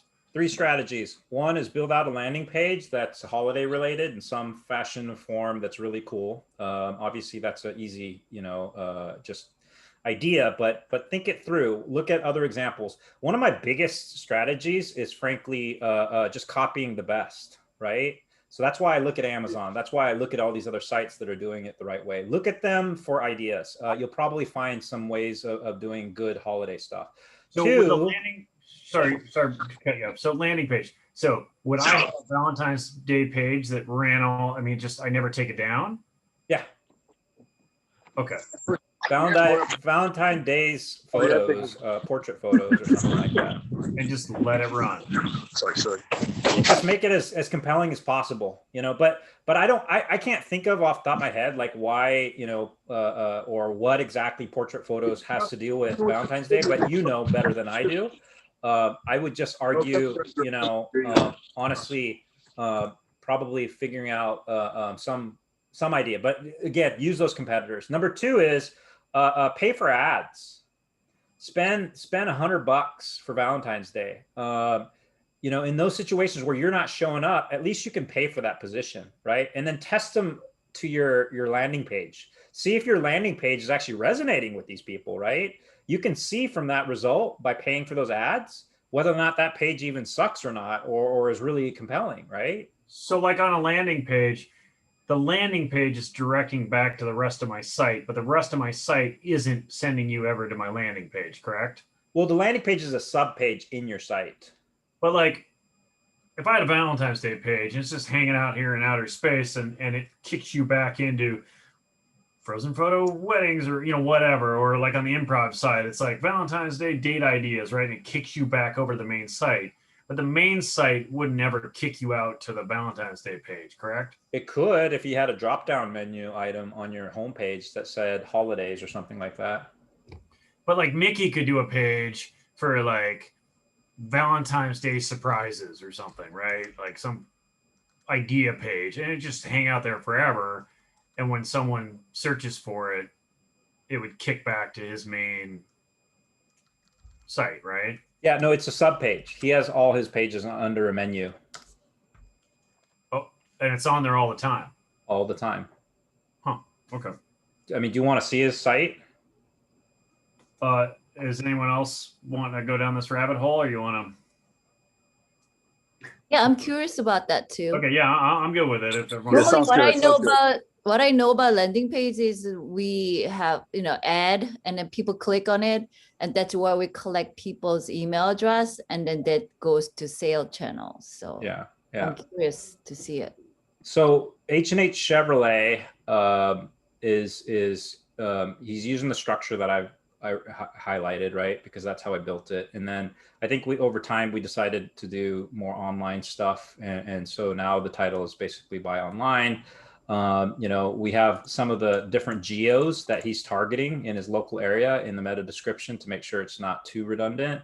And so when you go into his site, underneath each of these, like President's Day, or other items, they're just sub pages within his site.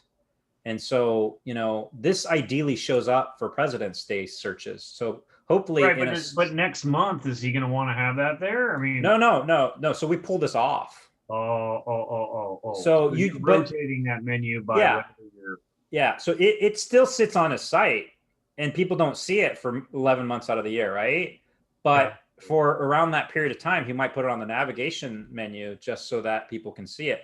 Now, here's the question. How many people actually sit here and go through all of these different menu items, right?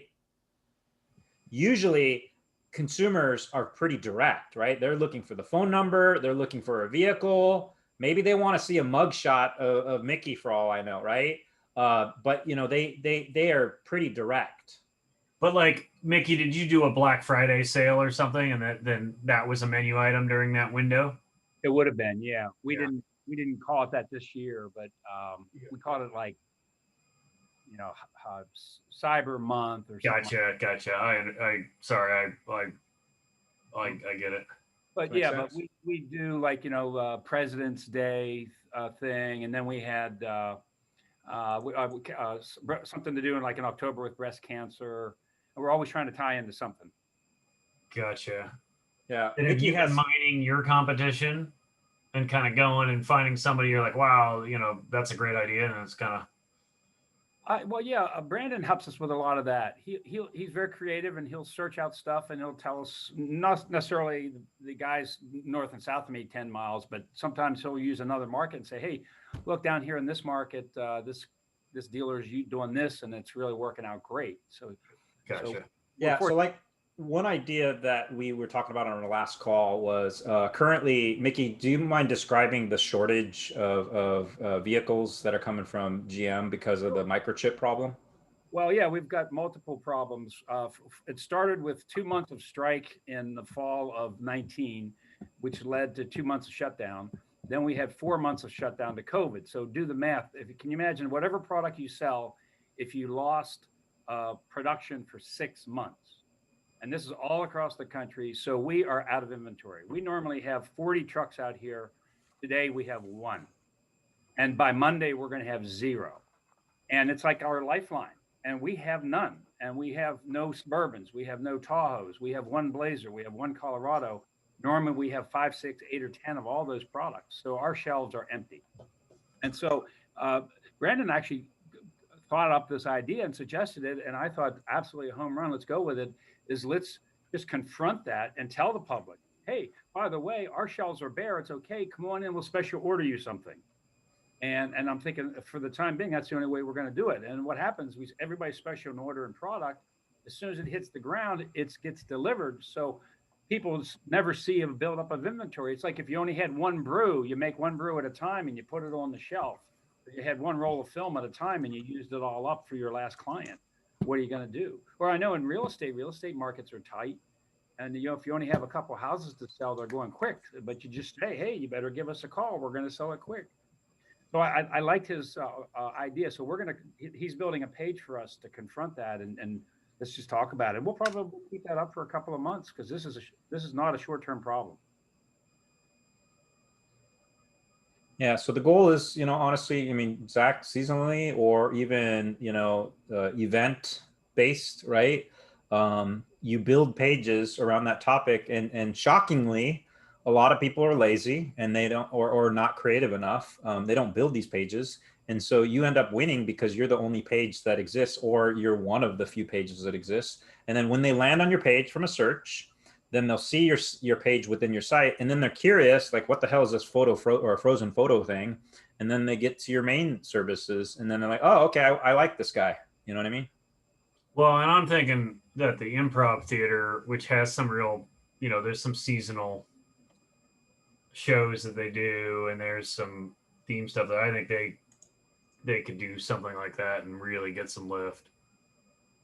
I mean, one thing I highly recommend is really examining your own businesses from your consumer side, right? Think in the shoes of what people are doing to get to where you're at, and not direct. I'm talking about all the tangential things or reasons why they would do it. And that's why I recommend spending a ton of time in the keyword research, and when you get the words or you start to see the batches, take the phrases, actually do the manual search, look at the suggestions, look at the content that comes up, and just really study it. And then you'll start to see patterns, right? And I'm not the most creative person in the world, but I'm pretty good at seeing, or what I always say is, I think I know the best talent, or I know I can suss out like what's good. And I think you guys all have that kind of sense too. And so just go and look at the best stuff and replicate the crap. That's what Neil Patel does. He's been doing it for years. To be honest, you know who the biggest parasite in the world is? Jeff Bezos. That's why AWS is where it's at right now. For years, he was spending lots of money on hosting companies. And he was like, why are these guys charging me so much money? Oh, it's because they have a monopoly. Oh, okay, let me go and disrupt this. Let me go buy a bunch of servers and let me just start selling this service. Oh, now I get 90% margins. Oh, okay, that gets me $3,000 a share stock. Okay, now I'm the richest person on the planet. It's literally watching your competitors and seeing, and people might call it copying, but honestly, we all became educated because we watched pioneers in every industry or everything that we've done, right? None of us are pioneers. Somebody's done it before us. We're not copying, we're just emulating, and we're taking the best out of certain practices. Sometimes we take it from other industries, and that's why I love putting you all together, is because you guys are thinking about it from 20 different directions. But you might find some really interesting ideas from the beer industry or selling trucks or Chevys, masks, all the different photographs. You guys are creative. I know you are. You just need to talk to each other more. And that's why I love Clubhouse. You just talk and get lots of ideas, and it just expands your reach even more. So I can chime in for you, Zach, a little bit on the seasonal approach. My family owns a meat shop locally in a city here. So it's a small artisanal butchery, and we've started doing like for New Year's, we run a New Year's pack. So we run a meat pack, and it's got like steaks and stuffed mushrooms and stuff like that. Originally, we've been running those for the last year just on Facebook, through Facebook posts. For our Valentine's pack this year that just finished, we launched that on our Google My Business. So it was posted as an update, and we had the price listed on there, and it was valid through a certain day. I think it ended on February 10th, and I ran it for probably 10 days. It had 150 views and 5 clicks on the call to action, which was to physically call our butcher shop. Then I had all the staff on the other end of the line, which is all my family, they all work there, asking people at the end of the call, where did you learn about the Valentine's pack? And we found out that 4 out of those 5 calls had called and booked a Valentine's pack because they saw the post on Google.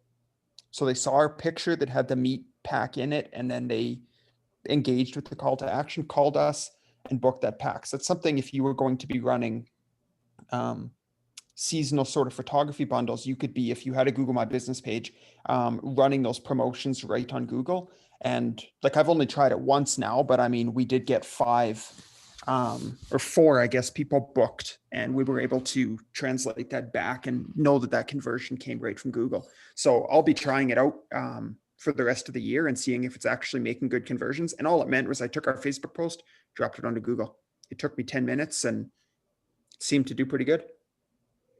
You know, Joshua, you just reminded me, you know, one thing you guys might want to do is create a Slack channel or something like that, or some community kind of thing where you just talk to each other once in a while, you know, share ideas, business practices. I'd love to do it, but I think that add another millionth item to my things that I'm trying to not do anymore. But yeah, feel free to, you know, I'll hook you all up if you want. Obviously, you don't know each other's emails, but I'm happy to, you know, put you all, because I mean, Joshua, one thing that I like about what you've been sharing is you kind of know what's going on. Sometimes you just need to confirm, which is a lot of what we do, right? Is we're just confirming ideas through others. Yep. Yeah, definitely. Any other questions? Does anybody want to get back to their real life? I do have one question to ask. Yep, go ahead, please. Okay, so I've been working on like the SEO part of it, and when I check the organic search results for our competitors, they tend to be very brand loyal. So a lot of them are just not based on keyword results, but you know, if there's a brewery name called, you know, Russian River, like people type Russian River to go into the website. And I think that tends to be the case for a lot of the breweries. Do you think I should put a lot of time on SEO and trying to, I don't know what's a good way to attract people through SEO? One of the best ways for beating brands is using brands. What I mean is there's two things. One is like kind of answering Zach is spend some money on AdWords and just conquest them is what we call it. Literally for their brand name searches, put your website above them in AdWords. Okay. So, but obviously you're going to need compelling copy and you want a great landing page. So that's the second strategy, which is even better, which is build a page that compares you to their brands. So it would be like Doke Beer versus Budweiser versus whatever. I see a lot of SEO companies do this when they try to market their products, is they just compare themselves to other services. And obviously if your page is showing up instead of their page for any of the comparison pages, you get to control the narrative, right? You can say these other beers suck, you know, too much foam. They're too, I don't know, too Midwest. I don't know. You know, you can get creative on that. I would just do a lot of comparisons and build out pages that show why you should drink Doke beer. You know, I mean, health is one of the things I think you promote, right? I mean, the thing is, like, I guess, like, it's like those comparisons are done very often in like SaaS, like in, you know, tech industry. But for like beer industry, we have this like a community thing where, like, you know, you kind of support each other and make, you know, beers together kind of a thing where, like, you know, it's hard for me to like put their name on it and then compare it directly and try to say we're, you know, better than the other. Well, just like you say it in person, you're probably nice about it, but you're kind of slightly nuancing it a little bit to say why your beer is better, right? So you can still build the page where you look a tiny bit better. I mean, let's think about one thing, young one. If this is you're married, right? Right.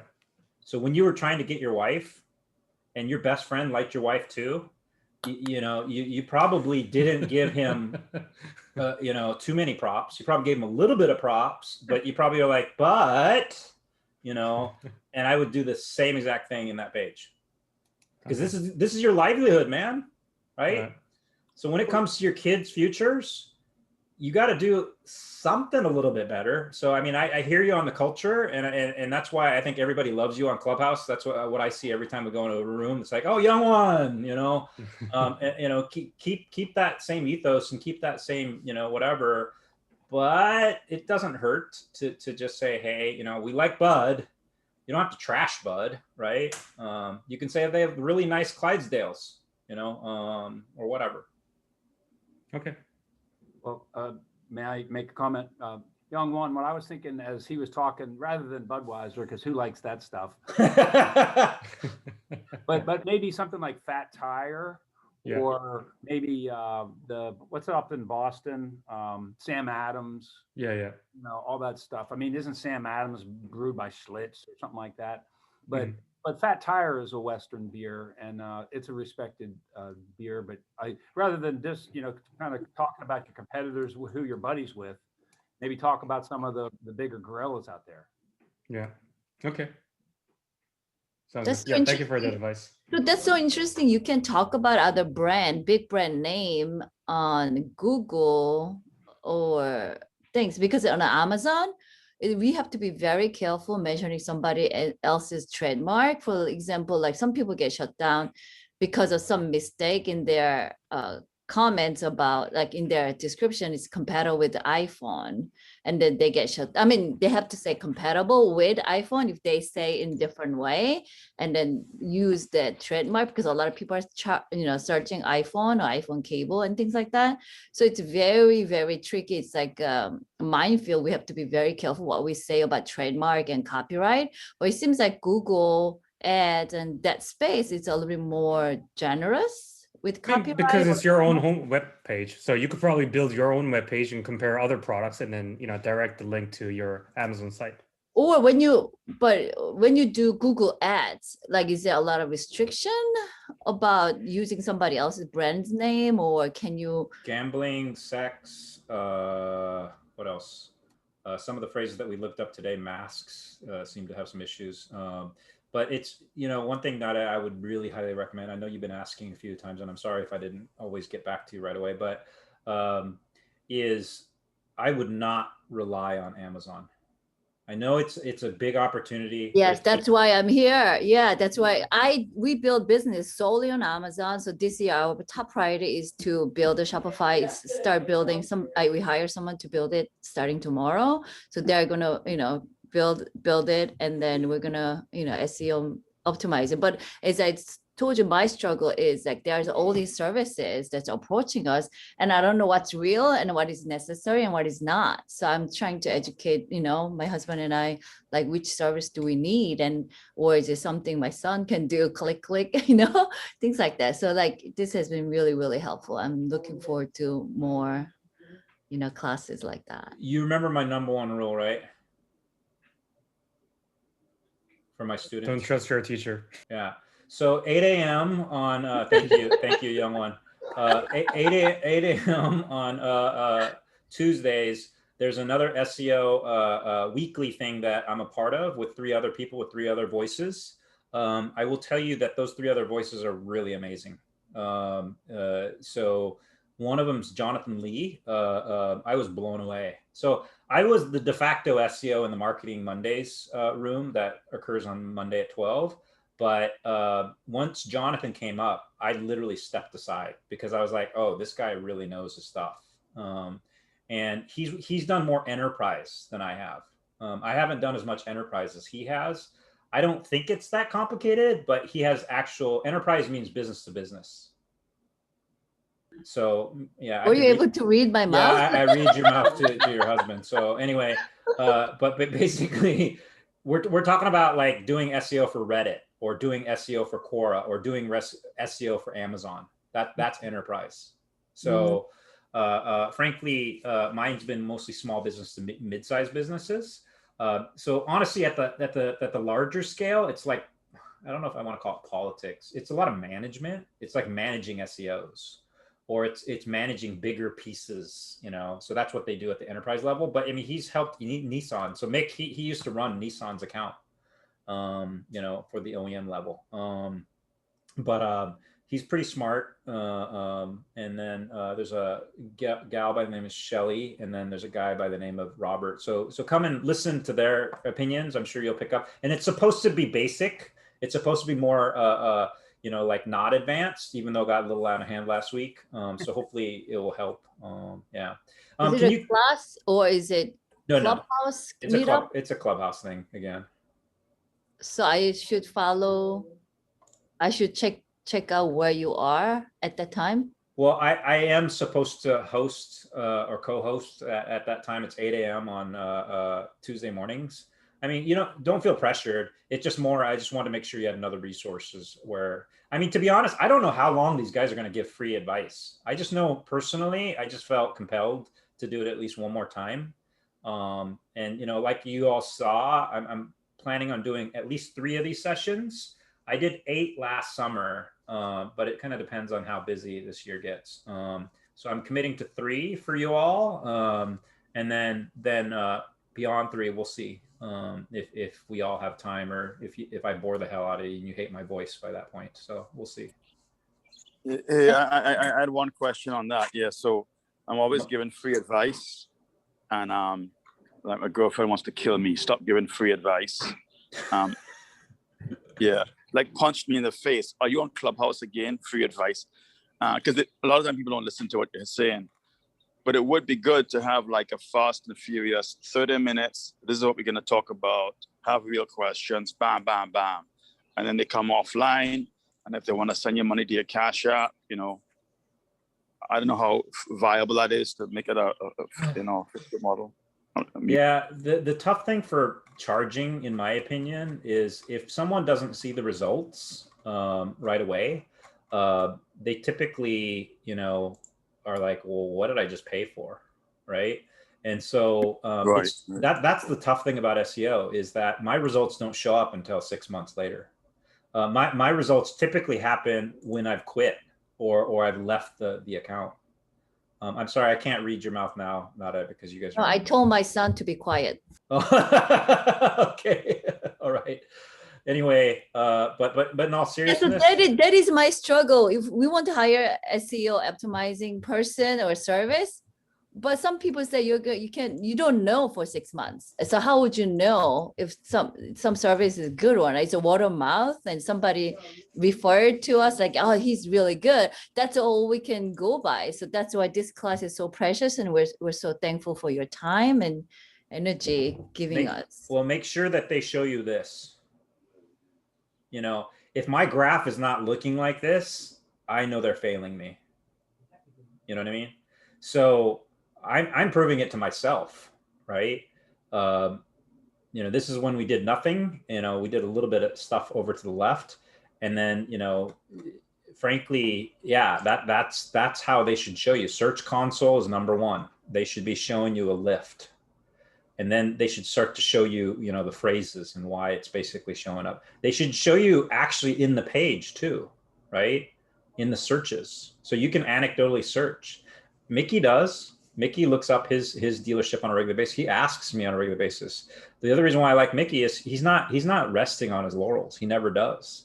He actually puts a lot of his, what do you call it? His staff on things. He trusts people, right? And I think he gauges, you know, whether or not somebody's giving good advice or not. And, you know, but he'll call you out, you know, like, did you do my work this month? I paid you, right? And so, you know, you need to do all of that, and make them justify their work, you know, or at least try to figure out why they're charging you whatever they charge you. But I mean, Ian's right. I can't do this forever for free, but what little time I can offer, I do like helping, and I think you all know this, but helping people makes your life better, right? So I feel like this is something that helps me personally. So anyway, you know, yeah, if you get anybody that's trying to build shelter in 3rd world countries or build infrastructure in 3rd world countries, let me know. You might come across somebody like that. That's my primary goal in life, really, is beyond this real estate. I really don't care about it that much. I really care about building communities in the middle of nowhere. So I hope you do. I hope you do. Oh, awesome. Any other questions? No, Everybody good? You guys? We're good. Thank you so much. You're welcome. Okay, so thanks, Brandon.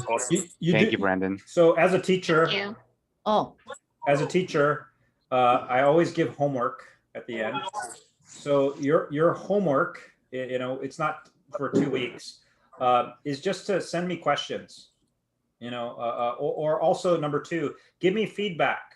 I know I'm not the best teacher, so you know, tell me straight up, be a Korean, and just say I'm ugly, I need to do my hair, whatever. Just tell me what I'm doing wrong to get the message or education across more effectively. Feel free. Okay. For sure. You're gonna have 2 reviews. I'm gonna put it all to the test. Okay. What I'm doing right now, is I'm literally moving into an office, opening up a new office, and we're in a small town where there's lots of money, but nobody does any SEO, nothing like this. And we're gonna put it to the test starting tomorrow. Really starting tonight. Sounds good. Sounds good. Hey, Brandon. Yeah, Zach. If I text you and get your mailing address for the next call, will you use a ring light? Hold on for a second.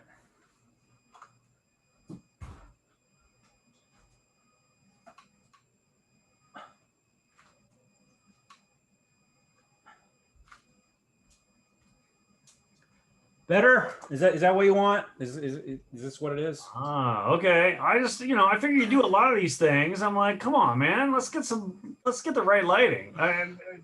This is not for show. This is All right. for content. I just, I was trying to find a way to help you, on other stuff. I was like, we could light him a little better. So somebody told me that, and yeah, I ended up buying it from Amazon. Even and though, they're like $30. I mean, they're nothing. And Yeah. we're doing so many things online nowadays. I mean, like I'm actually using, my camera is this big and has a light that you can turn it up and down, and that's it. And that's but at least it's a little bit of light, Yeah, I shouldn't have been cheap on my camera. I bought them one at a time. So sorry, that's my bad. No worries. Sorry. Yeah. No, Sorry. Good call. Good call, Zach.